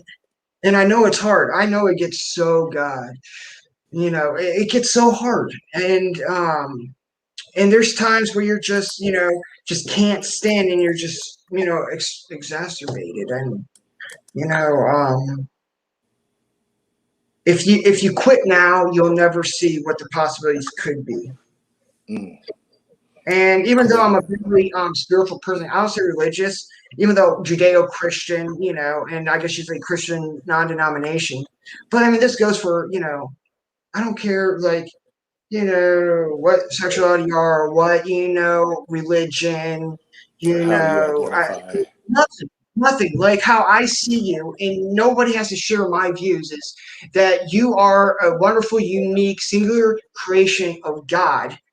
Therefore, you have my respect. And you just, if you lose it, you lose it, but you can get it. But you already have my respect. And then on top of that, you don't have to believe or anything that I believe in or do the way things I do or have the views, because that's not the point. You can believe in absolutely nothing. I will be just as friendly and loving and caring and supportive to a Satanist than I am to a Christian, to a Muslim, or no matter what. That, like, because like I said, hate. What causes this? People say, oh, the Muslims, together and all that stuff. But then you have the fighting between Sunni and Shia, then different, tribes and villages and everything. But it's not just them, because people point out, yeah, it is true, and I understand that. But same, look at, under Catholicism, Right. all, crusades and this and that. Like, no matter what, and some people say, well, let's, quit religion or stop that and that. That's your view, and if you don't want to, that's fine. If you have your family, that's what you support, and you want to preach that, then preach that, please. Right. Do you? I will support that. I may not, have the same views. I may not do that. I don't have to, and I don't have to know like the reason why people do things or whatever else. Absolutely, brother. For me to respect it. I don't need to know why for me to respect, anything. And I know, and for me that was very hard to get over. And sometimes, of course, like, default and everything on some stuff, and I have to take myself back. But Absolutely, brother. when you make a mistake or you do something, having the integrity and go up to the person, hey, I was wrong. I'm sorry. I'm not going to make the excuse, but this is my situation. Please try to understand, and I will try my best to, not, do this or whatever again. And if you do it, we're human. But if you don't do it as bad, that's technically improvement. It's kind of like, me half-assing anything. That's a compliment because I don't have an ass anymore. And, because, and then, when the first Christmas, when our nurses and doctors asking, well, what do you want for Christmas or whatever else? And I was like, well, all I want for Christmas are my 2 butt cheeks. And, it's, and, we've had so many friends and people close to us die, overdose and suicide mainly and other stuff. And, like, like I said, for suicide and all stuff, I understand. But even, like, even if you do, drugs or whatever else, whatever it may be, meth, heroin, PCP, coke, whatever, it's, I don't see anybody or anything like that less of a person or anything else. I may not, I'll buy you food or do whatever else, but if you ask me for cash, well, no. But I mean, I'm still gonna love you and whatever else. And it's like, if you want my help and advice, for sure, definitely. Like, and if not, whatever. Just, but if you sell weed, please don't, put like any drugs, wherever else in there, or like PCP, because like last year, got some to calm my nerves and everything, even though it's not legal. So I try not to never do that unless it's, I'm having a breaking point. And then, somebody, laced it with something, which not a smart idea. I don't recommend doing, Absolutely, doing stuff. And, but, get help. If you need help, get help. Okay. If you're feeling stuck and you're feeling overwhelmed, you're not the first person I lost. Not being like detrimental, but to let people know, because I know some people will take that a bad way. Like, no, you have all these people that have been through it, so they might be able to help you. But also the same thing, if somebody is going through stuff or whatever else, let them talk and let them vent and understand that sometimes they're mad at the situation and not at you. Because I'm the type of person where my tone might sound like I'm, yelling or whatever at you, which that is one of my major faults, and I try not to, but I still Same here. Yeah. Same here. But yeah, I mean, Just don't quit. Just don't quit. Thank you, brother. You know. You know, And also, you're most likely more loved or thought of than than people think. Because I have a bad tendency of say that one more time. You're more that loved and you you're know more that loved you're and most thought of. likely more that you're more loved and more thought about and thought highly of than you realize. And I have a bad habit of catching up with people or keeping in contact with people and everything. Um, and it's like, and I try to work on talk to people and message people more and everything. Sure. But hey, if you're watching this or listening to this, hey, contact him or something. If you want to talk about anything, no matter what, for one, I'll keep it confidential. And I might forget some of it because I have TBI, so I ain't gonna blabber. Same here. I'm just practicing for Alzheimer's when I get older. Hey, every Exactly. day at that point, every day I'll meet a new person, even though it might be in a mirror. Absolutely. Amen. Well, listen here, Sergeant Corlew, absolute honor to have you on today. You've always been a huge inspiration when it comes to your forgiveness, your mentality, and just your ability to heal. And it's an honor to be able to be in front of you today, to be able to present your story.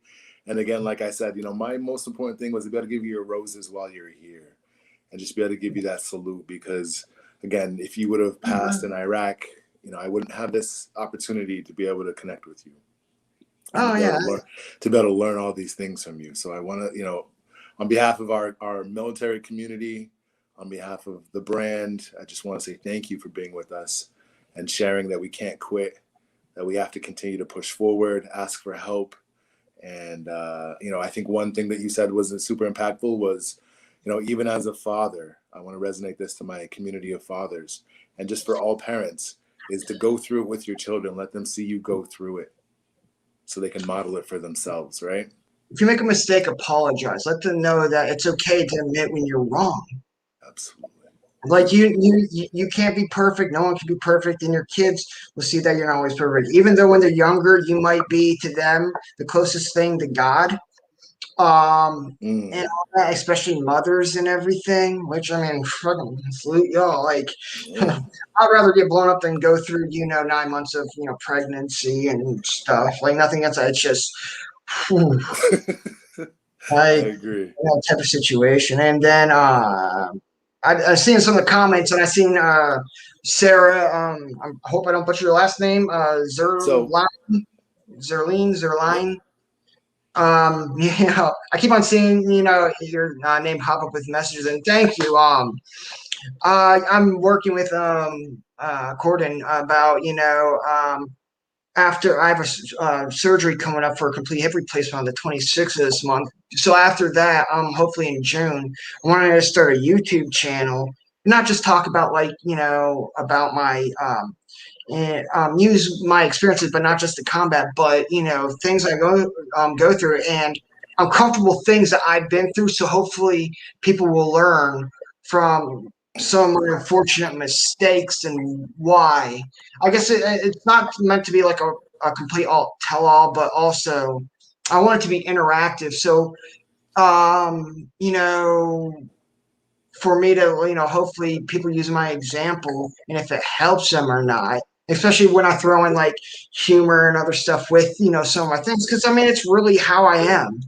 you know I'm the type of person, which hopefully isn't correct, but like when I was married or something, making love to my wife and singing the Tenacious D song called "F You Softly," just because I thought it was funny, making a joke and laugh.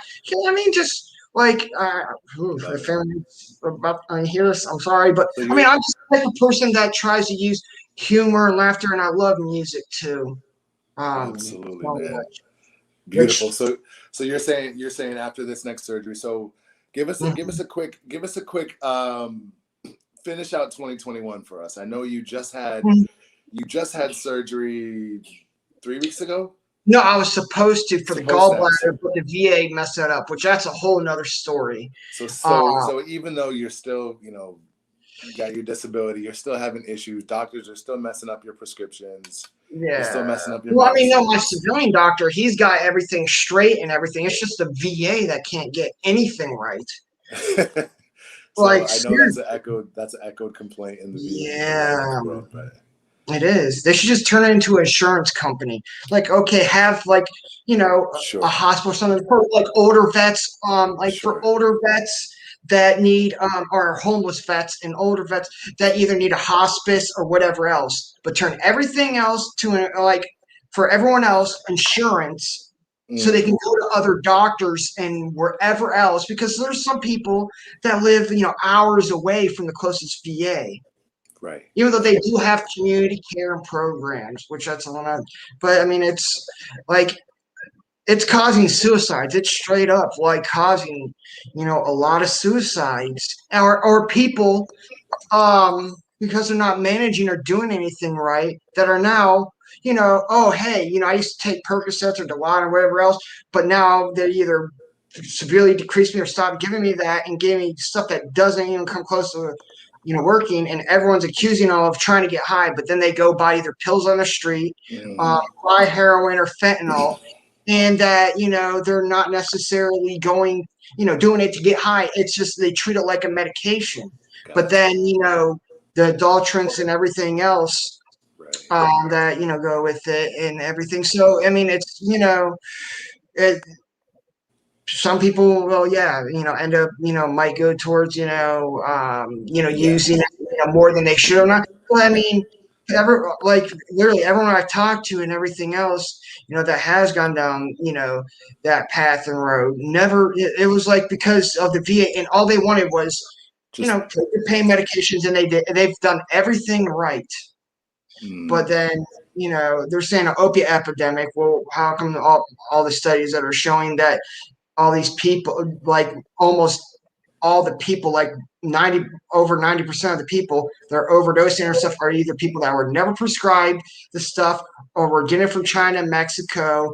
fentanyl, and we're stuff that we should have never done. And Yeah, we're I never can relate to that. because we're briefed about medication hygiene. Sure, sure. Only take these medications, stuff like that. So Okay. people that don't even have the proper training, especially in the military or when you're severely injured, Right, you have to go through this.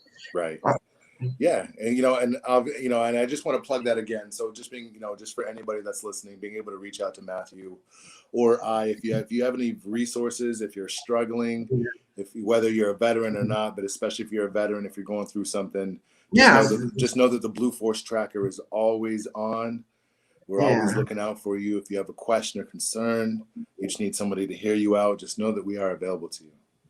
yeah. I don't have an active Facebook page. I just have the messenger because I got tired of the political stuff Sure. Yeah. and everything. But I'm not even sure if y'all can like search my name up. I have short hair, Yeah. but of course you can see it's red. I mean, I can link them as well, brother. Yeah, like link them or whatever, and message me. I do have to admit, I'm not always the best at replying. Like I will try to, eventually or whatever else. But and sometimes I need a reminder, TBI. So got jostled around a little too much. You know how it is, ping ponging around a turret. Yeah. Before you get, before I got injured. So that does Same, nobody. same here, brother. Yeah. All right, brother. Well, Sergeant, it's been absolutely amazing. Oh, Thank yeah. you so much for your lessons. I would love to be able to just continue to plug Oh, you that's in fine. further with people when they have questions, if they want support, and as well, just know that you have a community here to reach out to that is willing and able to Yeah. serve you in your capacity as well, brother.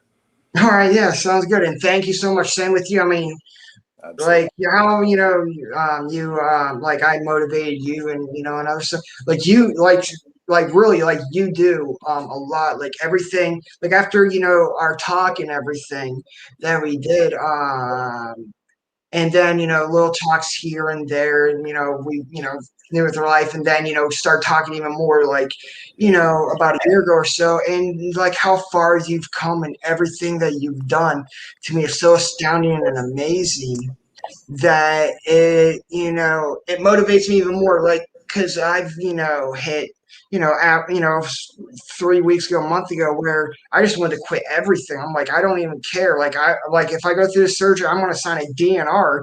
So if I do die, I don't have to deal with this crap anymore. Like I'm not like, I mean, you help to be a very strong example and everything. And like the perfect epitome, like in the dictionary of like what a true friend is supposed to be. A battle buddy, a father. Somebody. And I picture you. Type of stuff. I mean, Don't I get me know. all emotional, man. Oh, I'm gonna yeah. embrace the suck. No, yeah, yeah. I mean, Well, seriously. Words thank you. can't express how proud and appreciative I am of you. Thank you, brother. Like from my point of view, it's like I didn't do anything. I just did my job. Like I became a professional meat shield. But I mean, what you're doing, you got your organization, your brand, and all that other stuff. I can just tell you the quickest way to lose like 20 pounds. You know, that are a joke Beautiful, with man. people or a joke with people that don't believe that I got my butt blown off. And I was like, nah, man, I really shouldn't. When that Mexican lady told me I really don't want it extra spicy because Mexican extra spicy is different than American extra spicy. Touche. That posterior clear. Right. But Love it, yeah, man. but All yeah, right, I mean, Matthew. Well, you it's gotta been go into amazing. that stuff. Absolutely, brother. Oh All man, right. Well, again, we'll connect soon. We'll definitely have to right? do a follow up, and I would Yeah, definitely love to bring some more buddies on and keep this rolling, man. So we thank should you. talk about you too. We should talk about me. Come with some questions and have like your assistant or whoever, send me questions or so I can, do stuff and then we can flip the roles. And Absolutely. I think, your story is extremely powerful because we kind of have the opposite upbringing for a short amount of time until you got, to your family like now that you have. So, I mean, yeah. Thank you. Yeah, I'm ready, man. All right, man. Absolutely ready. All right, All right, man. Hey, brother. much love and respect. And thank you again. And everyone out there that is reading this or may have,